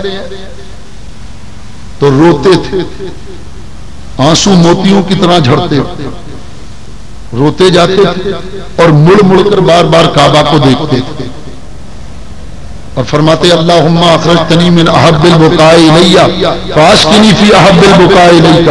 یا اللہ مجھے مکہ بڑا پیارا تھا, اگر میری قوم مجھے نہ نکالتی تو یا اللہ میں یہاں رہتا, کعبہ کی پاکیزگی کے واس کہتا, لیکن یا رب العالمین میری قوم نے مجھے یہاں سے نکال دیا. معبود مجھے کعبہ بڑا پیارا تھا, یا اللہ مجھے وہ شہر عطا فرما جو تجھے محبوب اور پیارا ہو. تو اللہ نے مدینہ عطا فرمایا. معلوم ہوا مکہ مصطفیٰ کا محبوب شہر ہے تو مدینہ خدا کا محبوب شہر. فرمایا یا اللہ مجھے وہ شہر عطا فرما جو تجھے محبوب. اللہ نے مدینہ عطا کیا تو حضور کو مکہ سے محبت تھی, تو گویا اللہ نے فرمایا حبیب تمہارا دعویٰ ہے کہ ہم سے محبت کرتے ہو, اور ہماری محبت میں دل میں کسی غیر کی محبت آئے تو اس وطن کی محبت کو نکالنے کے لیے وطن سے ہجرت کرنے کا حکم دیا گیا. بہرحال حضرت ابراہیم علیہ نبینا علیہ السلام کو اللہ پروردگار عالم نے یہ دو مشاہدات کرائے ابراہیم علیہ السلام کو. یہ مشاہدات صرف اس لیے کرائے گئے تاکہ ابراہیم علیہ السلام علم الیقین سے عین الیقین کے مرتبے پر فائز ہو جائیں, اور عین الیقین پر جب کوئی پوچھے تو آپ بتا کر حق الیقین کے مرتبے پر آ جائیں. میرے دوستو ذرا غور فرمائیے گا. گزشتہ درس میں نے یہ بتایا تھا کہ ابراہیم علیہ السلام جب بڑے ہوئے تو آپ کی قوم ستاروں کو, آپ نے اپنی قوم کو ستاروں کی پوجا کرتے ہوئے دیکھا. ابراہیم علیہ السلام کو اب ان دو مشاہدوں کے بعد اللہ نے تبلیغ کا حکم فرمایا. اے ابراہیم ہمارے بندوں کو ہماری تبلیغ کرو. یہ جو ستاروں کی پوجا کرتے ہیں, چاند کی پوجا کرتے ہیں, سورج کی پوجا کرتے ہیں, یہ نمرود کے بنائے ہوئے پتلوں کی پوجا کرتے ہیں, اے میرے خلیل انہیں بتاؤ کہ یہ اللہ کی مخلوق ہے, ان میں سے کوئی بھی اس قابل نہیں کہ اس کی پوجا کی جائے. پوجا کے لائق اللہ کی ذات, عبادت کے لائق اللہ کی ذات. اے خلیل اب تمہیں حکم ہو گیا ہے کہ اب ہمارے بندوں کو ہماری توحید سکھاؤ. توحید کے معنی اکیلا ہونا, اللہ کے ایک ہونے کا بتاؤ کہ تمہارا اللہ ایک ہے, بجائے اس کے کہ تم اپنے ہاتھوں سے بنائے ہوئے سینکڑوں خداؤں کی پوجا کرو. اس سے بہتر یہ ہے کہ اے لوگوں تم اس اللہ کی پوجا کرو کہ جو یکتا وحدہ لا شریک. ابراہیم علیہ السلام تبلیغ کرتے. میں نے گزشتہ درس میں یہ بتایا تھا کہ ایک عورت آپ کی تبلیغ کے نتیجے میں مسلمان ہوئی, اسی طرح 2-4 آدمی اور مسلمان ہوئے. ابراہیم علیہ السلام اس انتظار میں تھے کہ کوئی بڑا ایسا موقع مجھے مل جائے کہ جب ساری قوم ایک جگہ جمع ہو تو میں انہیں تبلیغ کروں. چنانچہ علماء نے لکھا کہ یہ موقع آپ کو مل گیا. حضرت ابراہیم علیہ السلام کی قوم سال کے آخر میں میلے کا دن مقرر کرتی. ان کا عید کا دن آتا, میلے کا دن آتا. بابل شہر سے باہر وہ چلے جاتے, وہاں جنابے والا جانور ذبح ہوتے, شرابیں پی جاتی, شراب و کباب کی محفلیں سجتی. سارا دن وہ گناہوں میں لہو و لعب کے اندر مصروف رہتے. یہ ان کے عید کا دن. اور جانے سے پہلے وہ کیا کرتے, شہر سے جانے سے پہلے ان کا جو بڑا بت خانہ تھا اس میں 73 بت رکھے ہوئے, 36 اس طرف 36 اس طرف, 36 دائیں 36 بائیں, اور ایک بڑا بت جو سب سے بڑا تھا وہ بیچ میں ہوتا. آپ کی قوم کیا کرتی ہے, اچھے اچھے کھانے پکا کر ان بتوں کے آگے رکھ دیتی ہے, نئے نئے لباس بنا کر رکھ دیتے. ان کا عقیدہ اور نظریہ یہ تھا کہ ہم یہاں رکھ کر چلے جائیں گے, بتوں کی نظر پڑے گی, اس میں شفا آئے گی. ہم جب میلے سے واپس لوٹ کر آئیں گے تو ان کھانوں کو کھائیں گے تو سارا سال ہم بیمار نہیں ہوں گے. ان لباس کو, ان کپڑوں کو پہنیں گے تو سارا سال ہم تنگی کا شکار نہیں ہوں گے. سارا سال ہمیں وسعت رہے گی, رزق میں بھی اضافہ رہے گا, اور کپڑے بھی ہمارے پاس خوب رہے گا. یہ نظریہ اور عقیدہ تھا آپ کی قوم کا. اس نظریے کے تحت وہ کھانا پکا کر بتوں کے آگے رکھ کر چلے گئے. ابراہیم علیہ السلام نے سارا کام ہوتے ہوئے دیکھ. آپ کا چچا آزر آیا کر کہنے لگا, ابراہیم تو اکثر ہمارے خداؤں کی توہین و تذلیل کرتا ہے. آن قریب ہماری عید کا دن آ رہا ہے, ہمارے میلے کا دن آ رہا ہے. ابراہیم ذرا ہمارے مذہب کی بھی بہاریں دیکھو. جب وہ عید کا میلے کا دن آئے تو آپ کے چچا آزر نے کہا کہ ابراہیم آج ہماری عید کا دن, آؤ ہماری مذہب کی بہاریں دیکھو. تم کیا سمجھتے ہو ہمارا مذہب کیا ہے؟ اب جب تم ذرا قریب سے دیکھو گے تو تمہیں پتا چلے گا کہ یہ کتنا سچا اور اچھا مذہب. ابراہیم علیہ السلام نے فرمایا ٹھیک. قوم گھروں سے نکلی, میلے کے لیے باب الشہر سے باہر جانے لگے. حضرت خلیل اللہ علیہ السلام اپنے چچا آزر کے ساتھ خلیل اللہ ہو لیے جا رہے. چلتے چلتے حضرت ابراہیم علیہ السلام راستے میں ایک جگہ ریت کا ٹیلا تھا, وہاں پہنچے تو چچا سے فرمایا فقال انی سقیم, میں بیمار ہوں. چچا یہ سمجھا کہ یہ ہمارے ستاروں کی خداؤں کی کیونکہ قوم ستاروں کو پوجتی تھی تو یہ ستاروں کو برا بلا کہتے ہیں تو کسی ستارے کی نحوست کی وجہ سے یہ بیمار ہو گئے. ایک خیال تو انہوں نے یہ کیا اور دوسرا ان کے ہاں یہ رواج تھا کہ جو بیمار ہوتا اس کو میلے میں جانے کی اجازت نہیں ہوتی. وہ یہ سمجھتے تھے کہ کہیں اس کی بیماری دوسروں کو نہ لگ جائے اور لوگ بھی بیمار نہ. اس بہانے ابراہیم علیہ السلام کو کہا اچھا تم نہ جاؤ آپ کو وہیں چھوڑ دو. ابراہیم علیہ السلام نے دیکھا قوم آہستہ آہستہ جانے لگی. جب لوگ جانے لگے جوان جب سارے چلے گئے پیچھے پیچھے بوڑھے جا رہے ہیں. حضرت ابراہیم علیہ السلام نے کہا وَتَاللَّهِ لَأَكِيدَنَّ أَصْنَامَكُمْ آپ نے فرمایا مجھے اللہ کی قسم میں تمہارے بتوں کے ساتھ ضرور کچھ کروں گا. بَعْدَ أَن تُوَلُّوا مُدْبِرِينَ اور پھر تم آ کر خود اپنی آنکھوں سے دیکھو گے. یہ ابراہیم علیہ السلام نے بڑی آہستہ آواز میں یہ بات کی لیکن چند بوڑھوں نے یہ بات سنی. آپ نے فرمایا میری قوم تم تو میلے میں جا رہے ہو لیکن دیکھو تمہارے پیچھے میں تمہارے خداؤں کی کیا گت بناتا ہوں, تمہارے خداؤں کے ساتھ کیا کچھ کرتا ہوں اور جو کچھ میں کروں گا وہ تو جب تم لوٹ کر آؤ گے تو تمہیں پتا چلے گا کہ this something wrong in the bottom یہ کیا کچھ ہو گیا ہمارے خداؤں کا. حضرت خلیل اللہ علیہ السلام نے یہ آہستہ آواز میں کہا لیکن چند بوڑھوں نے سن لی. اب وہ چلے گئے. ادھر ابراہیم علیہ السلام گھر آئے. آپ نے ایک کلہاڑا لیا. حضرت خلیل اللہ کلہاڑا لے کر آئے جو ان کا سب سے بڑا بت خانہ. ابراہیم علیہ السلام اس بت خانے میں داخل ہو گئے ہیں. بت خانے میں داخل ہوئے. مسئلہ یاد رکھو گرجا ہو کلیسا ہو مندر ہو سکھوں کا گردوارہ ہو آتش پرستوں کا جناب والا عبادت خانہ ہو یا بت خانہ ہو اگر وہاں جا کر کوئی بلند آواز سے لا الہ الا اللہ پڑھ لے تو اللہ تعالیٰ بہت زیادہ خوش ہو جاتا ہے. اس لیے کہ وہ جھوٹے معبودوں کے سامنے اس سچے معبود کی جب بڑائی بیان کی جائے تو اللہ بہت زیادہ اپنے اس بندے سے خوش ہو. حضرت ابراہیم علیہ نبینا علیہ السلام آئے دیکھا 73 بت رکھے ہوئے ہیں 36 اس طرف اور درمیان میں بڑا بت ہے اور بڑے نقش و نگار بنے. ابراہیم علیہ السلام نے دیکھا انواع و اقسام کے کھانے رکھے ہوئے. آپ نے بتوں کو مخاطب کر کے فرمایا بھئی یہ کھانے رکھے ہوئے ان کو کھاتے کیوں نہیں؟ بت خاموش. آپ نے فرمایا کہ یہ پانی رکھا ہوا اس کو پیتے کیوں نہیں؟ اب وہ بت مٹی کے بنے ہوئے کیا جواب دے؟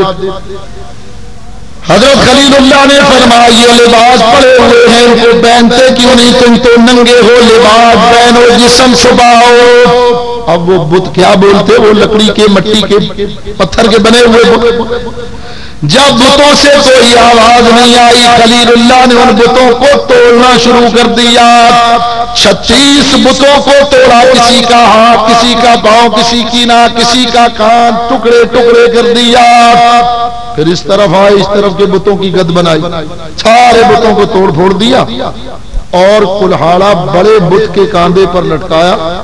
باہر نکلے دروازہ باہر سے بند کیا واپس آ. قوم سارا دن خر مستیوں سے فارغ ہو کر جب واپس لوٹے کہ اب وہ کھانا کھائیں گے لباس کھائیں گے. جب وہ واپس آئے تو اب انہوں نے اپنی خداؤں کی عجیب حالت دیکھی. دروازہ کھول کر بت خانے میں اندر داخل ہوئے تو دیکھا سارے بت ٹوٹے پڑے. کسی کا کان نہیں کسی کی آنکھ نہیں کسی کا پاؤں نہیں کسی کے ہاتھ نہیں سارے بت ٹکڑے ٹکڑے پڑے. انہوں نے جب اپنے بتوں کی یہ حالت دیکھی تو کہا کہ ہمارے یہ بتوں کی حالت کس نے کی؟ اب سنو ذرا یہاں پر ایک بات میرے دوستو بزرگوں ذرا غور فرمائیے گا. حضرت ابراہیم علیہ نبینا علیہ السلام جب بتوں کو توڑ کر چلے گئے قوم نے آ کر کہا قالوا من فعل ھذا بآلہتنا. انہوں نے کہا کہ ہمارے یہ بتوں کی حالت کس نے کی یہ گت کس نے بنائی؟ انہ لمن الظالمین بے شک وہ ظالم ہے. قالوا سمعنا فتى يذكرهم يقال له ابراہیم. تو وہ جو بوڑھے جنہوں نے آپ کی بات سنی تھی وہ بوڑھے آگے بڑھے کہنے لگے ہم نے ایک نوجوان کو باتیں کرتے ہوئے دیکھا تھا اس نے یہ کہا تھا کہ وہ ہمارے بعد ہمارے خداؤں کی یہ حالت کرے گا. یقال لہ ابراہیم، اس کو ابراہیم کہتے ہیں۔ جب انہوں نے یہ کہا کہ اس کا نام ابراہیم ہے، انہوں نے کہا کہ اس کو بلا کر لاؤ۔ قالوا فاتوا به علی اعین الناس، لوگوں نے کہا کہ اس کو بلا کر لاؤ لوگوں کو سامنے، لعلکم تشہدون، تاکہ وہ گواہی دیں۔ حضرت ابراہیم علیہ السلام کو لوگوں کے سامنے لایا گیا۔ قالوا انت فعلت بآلہتنا یا ابراہیم، قوم نے کہا کہ ابراہیم کیا ہمارے خداؤں کی یہ حالت تو نے بنائی ہے؟ ابراہیم علیہ السلام نے کیا جواب دیا؟ قال بل فعلہ کبیرہم ھذا، حضرت ابراہیم علیہ السلام نے فرمایا بلکہ ان کے بڑے نے کیا ہوگا۔ آپ نے فرمایا مجھ سے کیوں پوچھتے ہو؟ جاؤ دیکھو کلہاڑا جس کے کاندھے پر لٹکا ہوا، اس سے پوچھو کہ یہ کام کس نے کیا۔ اب یہاں پر ایک بات ذرا توجہ سننا، صحیح بخاری 1، صحیح مسلم 2، مشکات 3، باب بدء الخلق و ذکر الانبیاء، اس میں حدیث ہے نبی کریم علیہ السلام نے فرمایا کہ ابراہیم علیہ السلام نے 3 باتیں خلاف واقعہ بیان کی، یعنی ابراہیم علیہ السلام نے 3 جھوٹ بولے مارے۔ اب وہ جھوٹ کیا تھے وہ بھی سنو، اور اس کی جو تشریح علماء نے بیان کی وہ بھی سنو۔ پہلا بات تو یہ ہوئی کہ ابراہیم علیہ السلام سے جب قوم نے کہا ہمارے ساتھ میلے میں چلو، تو آپ نے فرمایا فقال انی سقیم، میں بیمار ہوں۔ حالانکہ ابراہیم علیہ السلام اس وقت بیمار نہیں تھے، آپ نے کہا کہ میں بیمار ہوں، تو کیا مطلب تھا؟ حضرت علامہ ملا علی قاری نے فرمایا ابراہیم علیہ السلام اس واقعے سے کچھ دن پہلے واقعی بیمار ہوئے تھے۔ آپ بیمار ہوئے جب قوم کی عید کا دن آیا، قوم نے کہا ہمارے ساتھ چلو، تو آپ نے اسی پرانی بیماری کا ذکر کیا کہ فقال انی سقیم، میں تو بیمار ہوں۔ جیسے ایک آدمی بیمار ہو، کچھ دنوں کے بعد وہ بیماری سے صحتیاب ہو جائے، تو کوئی دوست اس سے ملنے کے لیے آئے، کہو کیا حال ہے بھائی تمہارا، وہ کہتا ہے یار کچھ بیمار ہوں، حالانکہ وہ بیماری گزر چکی، لیکن وہ بیماری کے اثرات، وہ کمزوری، وہ نقاہت موجود ہوتی، تو آدمی کہتا کہ یار میں بیمار۔ بالکل اسی طرح ابراہیم علیہ السلام نے فرمایا فقال انی سقیم، میں بیمار، یعنی آپ پہلے بیمار ہوئے تھے تو اسی پرانی بیماری کا آپ نے ذکر کیا۔ ایک جواب تو یہ علماء نے۔ دوسرا امام فخر الدین رازی رحمۃ اللہ علیہ نے فرمایا، حضرت ابراہیم علیہ السلام نے فرمایا، آپ فرماتے ہیں کہ میں بیمار ہوں، فرماتے ہیں کوئی انسان ایسا نہیں ہے جو کسی نہ کسی بیماری میں مبتلا نہ ہو۔ اتنے انسان بیٹھے ہیں، میں پورے وثوق سے کہتا ہوں مجھ سمیت کوئی بھی ایسا نہیں ہے جو کسی نہ کسی بیماری میں۔ کوئی بیماری نہ بھی ہو تو خشکی سر کے اندر، یہ بھی ایک بیماری، بال کا جھڑنا یہ بھی ایک بیماری، بہت سے لوگ ہوتے ہیں ان کے ناخن درمیان سے ٹوٹنے لگتے ہیں، یہ بھی ایک بیماری۔ تو کوئی بھی خواہ بیماری بڑی ہو چھوٹی ہو، نقصان والی ہو یا غیر نقصان والی، کوئی بھی انسان ایسا نہیں ہے کہ جو بیمار نہ ہو۔ تو ابراہیم علیہ السلام نے اسی طرف اشارہ کیا کہ میں بیمار ہوں، یعنی کسی نہ کسی بیماری کا شکار۔ 2 جواب، اور تیسرا جواب حضرت ابراہیم علیہ السلام نے یہ دیا کہ دیکھو میں اور آپ بیمار ہوتے ہیں نزلے سے، کھانسی سے، بخار سے، اور اللہ کا نبی بیمار ہوتا ہے امت کی بدعمالی کی وجہ سے۔ جب امت بدعمل ہو جائے، گناہ زیادہ کرنے لگے، زنا، حرام کاریاں، بدکاریاں، برائیاں کرنے لگے، تو اللہ کا نبی عملی طور پر بیمار ہو جاتا ہے، یعنی اس کا دل افسوس کا شکار ہوتا ہے، دماغ پریشان ہوتا ہے کہ امت کی اس پریشانی کو کس طرح دور کریں۔ آپ کے دماغ پر تناؤ ہو، سر میں درد ہوتا تو ڈاکٹر کہتا کسی بیماری کی وجہ سے ٹینشن ہو گئی۔ اسی طرح اللہ کے نبی جب امت کی بدعمالی کو دیکھتے ہیں تو یوں کہہ لو گویا دماغ میں وہ ایک بیماری کی کیفیت اور ٹینشن ہوتی۔ ابراہیم علیہ السلام نے اس طرف اشارہ کیا۔ چوتھا جواب علماء نے یہ دیا، حضرت ابراہیم علیہ السلام آپ نے فرمایا میں بیمار ہوں، فرمایا میرا دل بیمار ہے اس لیے کہ مجھے بہت غصہ ہے کہ تم ستاروں کی پوجا کرتے ہو، تم چاند کی پوجا کرتے ہو، سورج کی پوجا کرتے ہو۔ تو قوم کو جب چاند، سورج، ستاروں کی پوجا کرتے ہوئے ابراہیم علیہ السلام دیکھتے تو دل ہی دل میں آپ یوں کہہ لو کہ آپ کو ایک حسد پیدا ہوتا، ایک غصہ سا پیدا ہوتا، اور جب دل کے اندر کوئی اس طرح کی کیفیت پیدا ہو تو لا محالہ فطری عمل ہوتا کہ آدمی غم زدہ ہو جاتا ہے. تو یہ وہ بیماری تھی جس کی طرف ابراہیم علیہ السلام نے اشارہ کیا. تو ایک اعتراض کا تو جواب یہ ہو گیا کہ آپ نے فرمایا فقال انی سقیم. بظاہر یوں لگتا تھا جیسے آپ نے جھوٹ بولا، لیکن حقیقت میں وہ جھوٹ نہیں تھا. دوسرا ابراہیم علیہ السلام نے فرمایا جب قوم نے پوچھا ان بتوں کو کس نے ٹکڑے ٹکڑے کیا، فرمایا کالا بل فعلہ کبیرہم ھذا، ان کے بڑے نے کیا ہوگا، یعنی وہ جس کے گلے میں کلہاڑا لٹکایا. اب بات یہ کہ ابراہیم علیہ السلام نے جھوٹ بولا، حالانکہ حقیقت سے دیکھا جائے تو یہ بھی جھوٹ نہیں ہے. سنو کیسے. حضرت ابراہیم علیہ نبینا علیہ السلام، یاد رکھیے علماء نے لکھا یہاں ابراہیم علیہ السلام نے جو کچھ بھی کہا وہ اللہ کی توحید کے لیے کہا تھا. ابراہیم علیہ السلام نے یہ تینوں باتیں جو کہی ہیں وہ اللہ پروردگار عالم کی توحید کی وجہ سے کہی ہیں. مقصود اللہ کی ذات کا اعلان کرنا تھا. اب میں ذرا آپ کو سمجھانے کے لیے بات آسان کروں. ابراہیم علیہ السلام نے فرمایا بڑے نے کیا ہوگا. اب وہ اتنے بدعقل تھے وہ نمرودی، اس طرح خیال نہیں کیا. ابراہیم علیہ السلام نے فرمایا کہ یہ کام اس بڑے نے کیا ہوگا. ان کو یہ سوچنا چاہیے تھا کہ ہو سکتا ہے اس بڑے بت نے یہ کام کیا ہو. اس نے خیال کیا ہو کہ میں بڑا ہوں اور یہ چھوٹے خدا بنے ہوئے. یہ چھوٹے کون ہوتے ہیں خدا بننے کے جب میں بڑا موجود؟ تو ہو سکتا ہے اس وجہ سے اس بڑے نے ان کو توڑ دیا کہ میں بڑا ہوں خدا ہونے کے لائق، یہ چھوٹے ہیں یہ کیسے خدا بن گئے؟ میرے ہوتے ہوئے اس میدان میں اور کون آ گیا؟ یہ کیسے خدا بن سکتے ہیں؟ تو ہو سکتا ہے کہ اس بڑے ہی نے غیرت میں آ کر ان چھوٹوں کو توڑ دیا ہو. لیکن وہ بڑے کوڑ مغز تھے، ان کے ذہن میں یہ خیال نہیں آیا.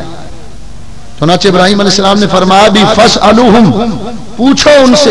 یہ نہیں فرمایا کہ وہ جو بڑا بت ہے ان سے پوچھو، اس سے یہ نہیں فرمایا، بلکہ فرمایا وہ جو بت ٹکڑے ٹکڑے ہو گئے ہیں، وہ جو ٹوٹ پھوٹ کا شکار ہو گئے ہیں ان سے پوچھو، اگر وہ خدا ہیں تو تمہیں بتائیں گے. تو یہ بات بھی ابراہیم علیہ السلام کی جھوٹ پر مبنی نہیں تھی. مثلا دیکھو میں ایک بات آپ کو سمجھانے کے لیے یہ بات کروں. ایک آدمی خط لکھنے کا بڑا ماہر، بڑا بہترین خطاط، خط نستعلیق اور جناب والا خطوں کی دوسری اقسام کے ساتھ وہ خط لکھتا ہو تو بڑا خوبصورت خط لکھ کر وہ رکھے. ایک آدمی ایسا کہ جو لکھنا پڑھنا نہ جانتا ہو وہ آ کر پوچھے یہ خط آپ نے لکھا؟ وہ کہے گا نہیں یہ تم نے لکھا. یہ الزامی جواب ہوتا ہے مخالف کو چپ کرانے کے لیے. تو ابراہیم علیہ السلام سے بھی جب قوم نے پوچھا کہ کیا تم نے ان کی یہ حالت کی ہے تو آپ نے فرمایا نہیں وہ جو بڑا ہے اس نے کی. یعنی یہ الزامی جواب دے کر ان کو چپ کرانا چاہا کہ بے وقوفو وہ تو مٹی کے بنے ہوئے، وہ یہ کیا کر سکتے؟ ظاہر ہے میں نے یہ کام کیا. آپ نے یہ لفظ استعمال کیا، قوم سمجھ نہیں سکی. اور تیسرا جواب علماء نے یہ دیا کہ 73 بت وہاں رکھے ہوئے تھے. ایمان سے بتانا ان بتوں میں وہ جو 73 بت تھے سب سے بڑا بت تو وہ تھا جس کے گلے میں کلہاڑا لٹکا ہوا. اور بولو اس جگہ سب سے بڑے ابراہیم علیہ السلام تھے یا نہیں؟ سب سے بڑے ابراہیم علیہ السلام. تو خود آپ کا اپنی ذات کی طرف اشارہ تھا کہ اس بڑے نے کیا ہوگا، یعنی اس بت خانے میں اس وقت تو میں ہی سب سے بڑا تھا تو میں نے یہ کام کیا تھا. دو اور تیسرا یہ کہ جب ابراہیم علیہ السلام حضرت سارہ کو لے کر فلسطین آ رہے تھے تو راستے میں ایک بادشاہ تھا جس نے حضرت سارہ کو پکڑ لیا. تو حضرت ابراہیم نے فرمایا کہ سارہ جب بادشاہ تجھ سے پوچھے کہ ابراہیم کون ہے تو کہہ دینا میں ابراہیم کی بہن ہوں، وہ میرا بھائی. حالانکہ حضرت سارہ ابراہیم علیہ السلام کی بیوی تھی. یہ تیسرا جھوٹ جو بظاہر لگتا ہے کہ یہ جھوٹ ہے لیکن حقیقت میں یہ جھوٹ نہیں ہے، کیونکہ اس کی وجہ یہ ہے کہ خود حدیث شریف کے اندر ہی اس کا جواب موجود ہے. بخاری کی حدیث سے ھذا اختی فی الاسلام کہ نبی کریم نے فرمایا ابراہیم علیہ السلام نے حضرت سارہ کو اپنی بہن کہا تھا اسلام کی وجہ سے. یہاں نسبی بہن نہیں کہا بلکہ دینی بہن کہا کہ اے سارہ روئے زمین پر ایک میں مسلمان ہوں، دوسری تو مسلمان ہے، میرے اور تیرے علاوہ تیسرا کوئی مسلمان نہیں ہے، تو دینی اعتبار سے تو میری بہن ہے اور میں تیرا بھائی۔ بالکل اسی طرح ہمارے والد دینی اعتبار سے ہمارے بھائی، ہماری ماں دینی اعتبار سے ہماری بہن ہے، حالانکہ وہ ہے ہماری ماں، لیکن اللہ نے جو دین کا رشتہ قائم کیا ہے اس کے تحت وہ ہمارے بہن بھائی۔ تو بالکل اسی طرح ابراہیم علیہ السلام نے جو فرمایا سارا کو کہ اے سارا تو کہہ دینا کہ ابراہیم میرا بھائی ہے اور میں اس کی بہن، تو یہاں دینی بھائی مراد تھا کہ سارا دینی میری بہن۔ تو پتہ چلا کہ حضرت ابراہیم علیہ السلام نے جھوٹ نہیں بولا، بظاہر لگتا تھا کہ یہ جھوٹ ہے لیکن حقیقت میں یہ جھوٹ نہیں۔ میرے دوستو بزرگوں ذرا غور فرمائیے گا، حضرت ابراہیم علیہ نبینا علیہ السلام آپ نے فرمایا، حضرت خلیل اللہ علیہ السلام آپ اب یہ دیکھتے ہیں کہ قوم نے کہا کہ ابراہیم علیہ السلام نے یہ حال ہمارے بتوں کا کیا ہے، اب وہ سارے کے سارے ابراہیم علیہ السلام کے دشمن ہو گئے اور انہوں نے کہا کہ اے ابراہیم اب ہم تمہیں ضرور اس کی سزا دیں گے۔ میرے دوستو ذرا غور فرمائیے، ابراہیم علیہ السلام کو بہترین موقع مل گیا، قوم تو سزا دینا چاہتی تھی۔ حضرت ابراہیم علیہ السلام نے جب دیکھا قوم کے لوگ جمع ہے تو تبلیغ کا بہترین موقع ملا۔ آپ نے فرمایا میری قوم تم نے دیکھا، اگر یہ خدا ہوتے تو اپنی حفاظت کرتے، اگر یہ خدا ہوتے تو اپنے آپ کو ٹوٹنے پھوٹنے سے بچاتے۔ ارے ان کے سامنے کھانا رکھا ہے یہ کھاتے نہیں ہے، پانی رکھا ہوا یہ پیتے نہیں ہے، لباس رکھا ہوا یہ پہنتے نہیں ہے، چوہے ان کے آگے سے کھانا لے کر چلے جاتے ہیں یہ روکتے نہیں ہیں، مکھیاں ان کے اوپر بیٹھ جاتی ہیں یہ اڑا نہیں سکتے۔ ابراہیم علیہ السلام نے تبلیغ کرنی شروع کر دی، فرمایا فتعبدون من دون اللہ ما لا ينفعكم شيئا ولا يضركم اف لكم ولم تعبدون من دون اللہ افلا تعقلون۔ ابراہیم علیہ السلام نے فرمایا فتعبدون من دون اللہ، اے میری قوم تم ایسوں کی پوجا کرتے ہو جو اللہ کے سوا ایسوں کی پوجا کرتے ہو، ما لا ينفعكم شيئا ولا يضركم، جو نہ تمہیں نفع دے سکتے ہیں نہ نقصان دے سکتے ہیں، اف لکم افسوس ہے تم پر، ولم تعبدون من دون اللہ، اور تمہارے وہ معبودان باطلہ اللہ کے سوا ان پر بھی افسوس ہے، افلا تعقلون، کیا تم عقل سے کام نہیں لیتے؟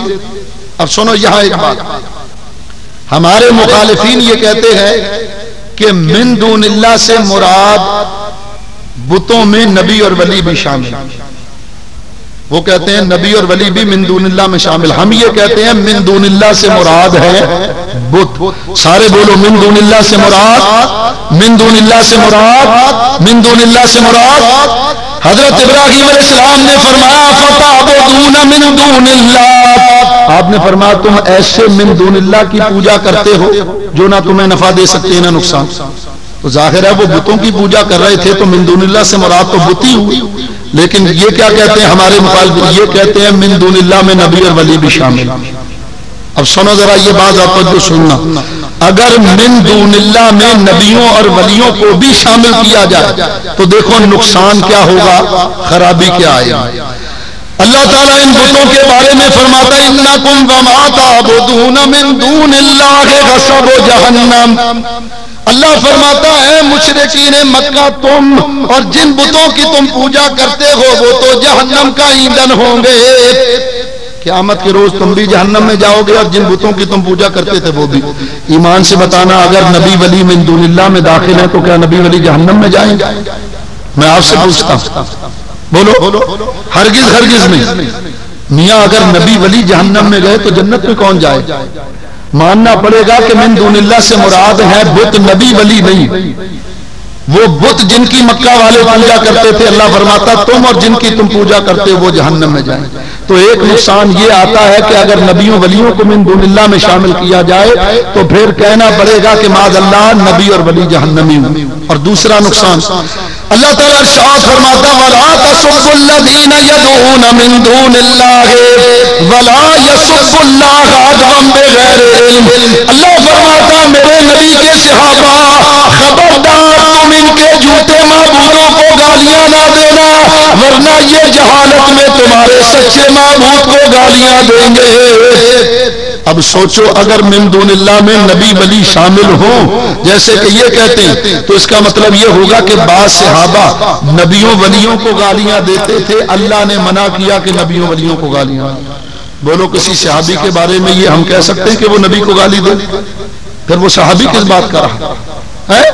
میاں وہ بعض صحابہ کرام ایسے تھے جو بتوں کو گالیاں دیا کرتے تھے تو اللہ نے منع فرمایا کہ میرے حبیب کے صحابہ تم ان بتوں کو گالیاں نہ دو، تم تو ان کے جھوٹے معبودوں کو گالیاں دو گے لیکن وہ جہالت میں تمہارے اس سچے معبود کو گالیاں دیں گے۔ لیکن ان کی عقل پہ پتھر پڑ گئے، یہ کہتے ہیں نبی اور ولی بھی من دون اللہ میں داخل ہیں، تو اب ان سے پوچھو یہ بتائیں کہ وہ کون کون سے صحابی تھے جو نبی و ولیوں کو گالیاں دیتے؟ ارے کسی ایک کا نام تو بتاؤ۔ خدا جب دین لیتا ہے تو عقلیں چھین لیتا ہے۔ تیسرا نقصان یہ ہوتا ہے اگر نبیوں ولیوں کو من دون اللہ میں شامل کریں، اللہ فرماتا وَمَا لَكُم مِّن دُونِ اللَّهِ مِن وَلِيٍّ وَلَا نَصِيرٍ، اللہ فرماتا ہے من دون اللہ یعنی ان بتوں میں تمہارا نہ کوئی ولی ہے اور نہ کوئی مددگار۔ اب بتوں میں تو ہمارا کوئی مددگار نہیں، کوئی ولی نہیں، اور نبیوں ولیوں میں اللہ تعالیٰ ارشاد فرماتا انما ولیکم اللہ ورسولہ والذین آمنوا، بے شک اللہ تمہارا مددگار، اس کا رسول تمہارا مددگار ہے اور اللہ کے نیک مومن بندے تمہارے مددگار ہیں۔ تو بولو اگر من دون اللہ سے مراد نبی اور ولی لیے جائے تو اس کا مطلب یہ ہوگا کہ نبیوں ولیوں میں کوئی ہمارا مددگار نہیں۔ تو اگر کوئی مددگار نہیں تو قرآن کی چھٹے پارے کی جو آیت میں نے پڑھی انما ولیکم اللہ ورسولہ والذین آمنوا، اس کا کیا معنی ہوگا؟ پھر کہنا پڑے گا کہ اللہ نے قرآن میں غلط بات بیان کی، اور یہ ہو نہیں سکتا کہ اللہ قرآن میں غلط بات بیان کرے۔ معلوم ہوا ان بتوں میں ہمارا کوئی ولی اور مددگار نہیں ہے، جبکہ نبی بھی اللہ کی عطا سے مددگار ہیں اور ولی بھی اللہ کی عطا سے ہمارے مددگار۔ اور موٹی سی بات ہے ہر نبی ولی ہوتا، ہر نبی ولی ہوگا، پہلے ولی ہوتا ہے بعد میں نبی ہوتا، اور ہر ولی نبی نہیں ہوتا۔ ہر نبی ولی ہو سکتا ہے اور ہوتا ہے لیکن ہر ولی نبی نہیں ہوتا۔ بتانا یہ ہے کہ نبی بھی ولی ہے اور مومن بھی ولی ہے، اللہ نے ان کو ولی بنایا ہے، مددگار بنایا، وہ بت مددگار نہیں ہو سکتے لیکن نبی اور ولی اللہ کی عطا سے مددگار۔ تو یہ تین نقصان میں نے قرآن سے بیان کیے کہ اگر نبیوں کو ولیوں کو من دون اللہ میں شامل کیا جائے تو یہ خرابی آتی ہے۔ تو ابراہیم علیہ السلام نے اپنی قوم سے فرمایا کہ اے میری قوم کیا تم ایسوں کی پوجا کرتے ہو جو تمہیں نفع نقصان نہیں دے سکتے، یعنی بتوں کو؟ فرمایا ما لا ينفعكم شيئا ولا يضركم، جو نہ تمہیں نفع دے سکتے نہ نقصان۔ اب دیکھنا یہ کہتے ہیں اللہ کے سوا کوئی نفع نقصان نہیں دے سکتا، آؤ قرآن سے پوچھو کہ کیا اللہ کے سوا کوئی نفع نقصان دے سکتا ہے یا نہیں؟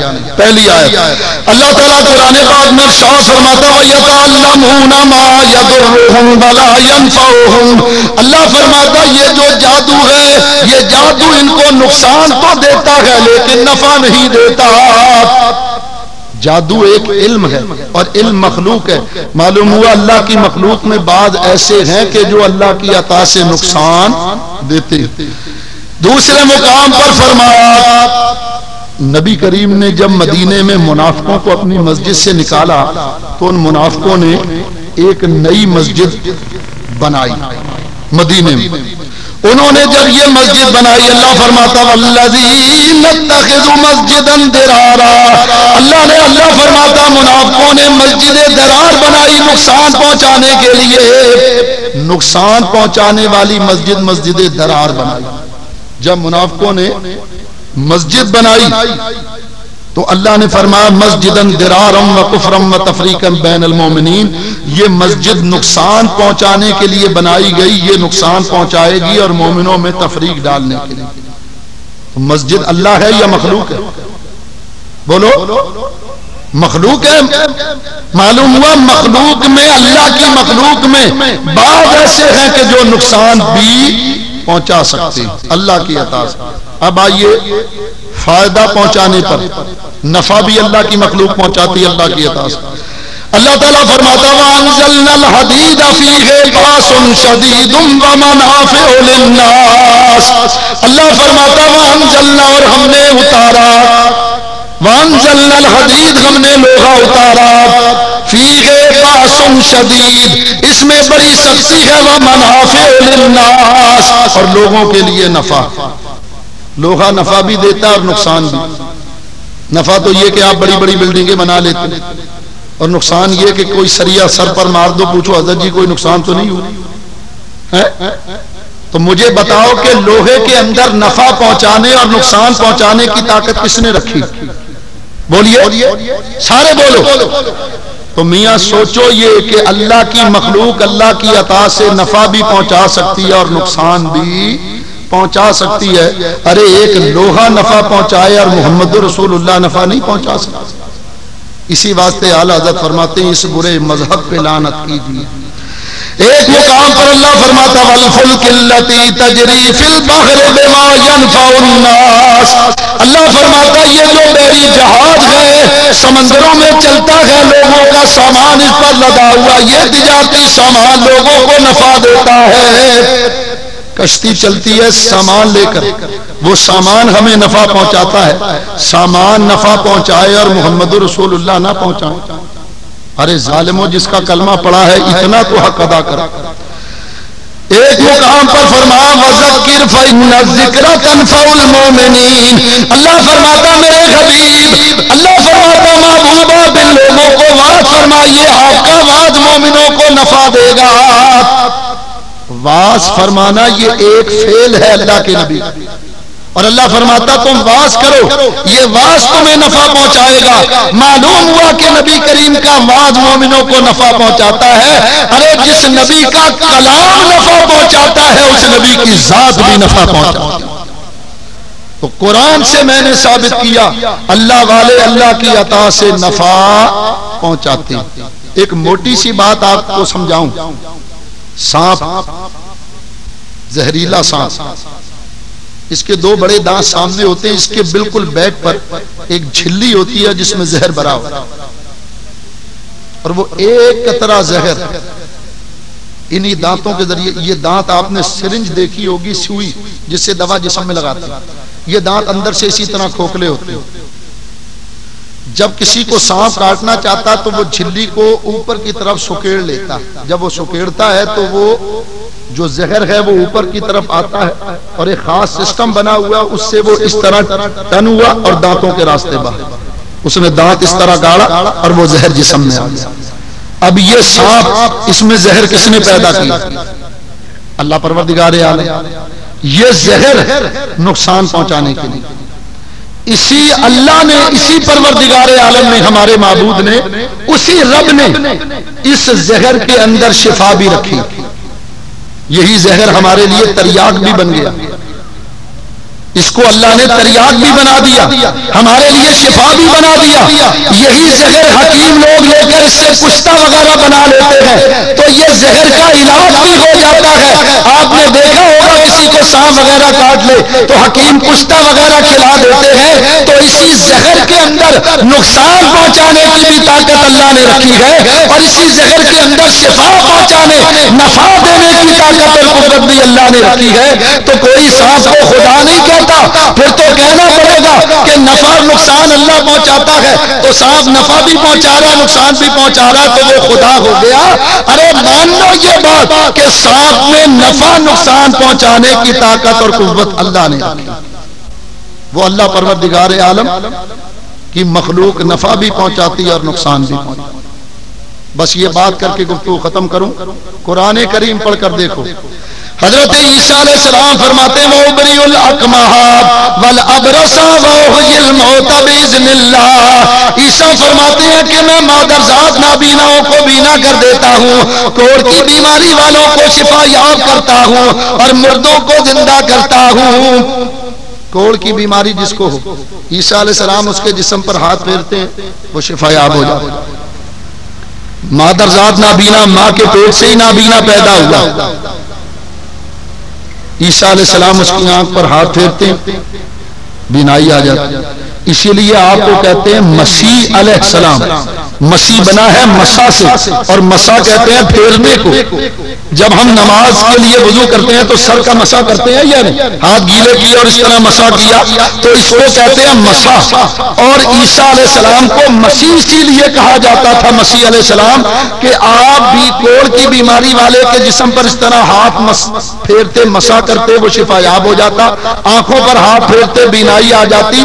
تو مسیح آپ اس لیے کہلائے کہ حضرت عیسیٰ علیہ السلام کو شفا اللہ تعالیٰ نے یہ عطا فرمائی۔ تو ایمان سے بتانا عیسیٰ کوڑ کی بیماری والے کو شفا یاب کر رہے ہیں، تو شفا آپ اللہ کے حکم سے شفا یاب کر رہے ہیں اور نفع پہنچا رہے ہیں یا نہیں؟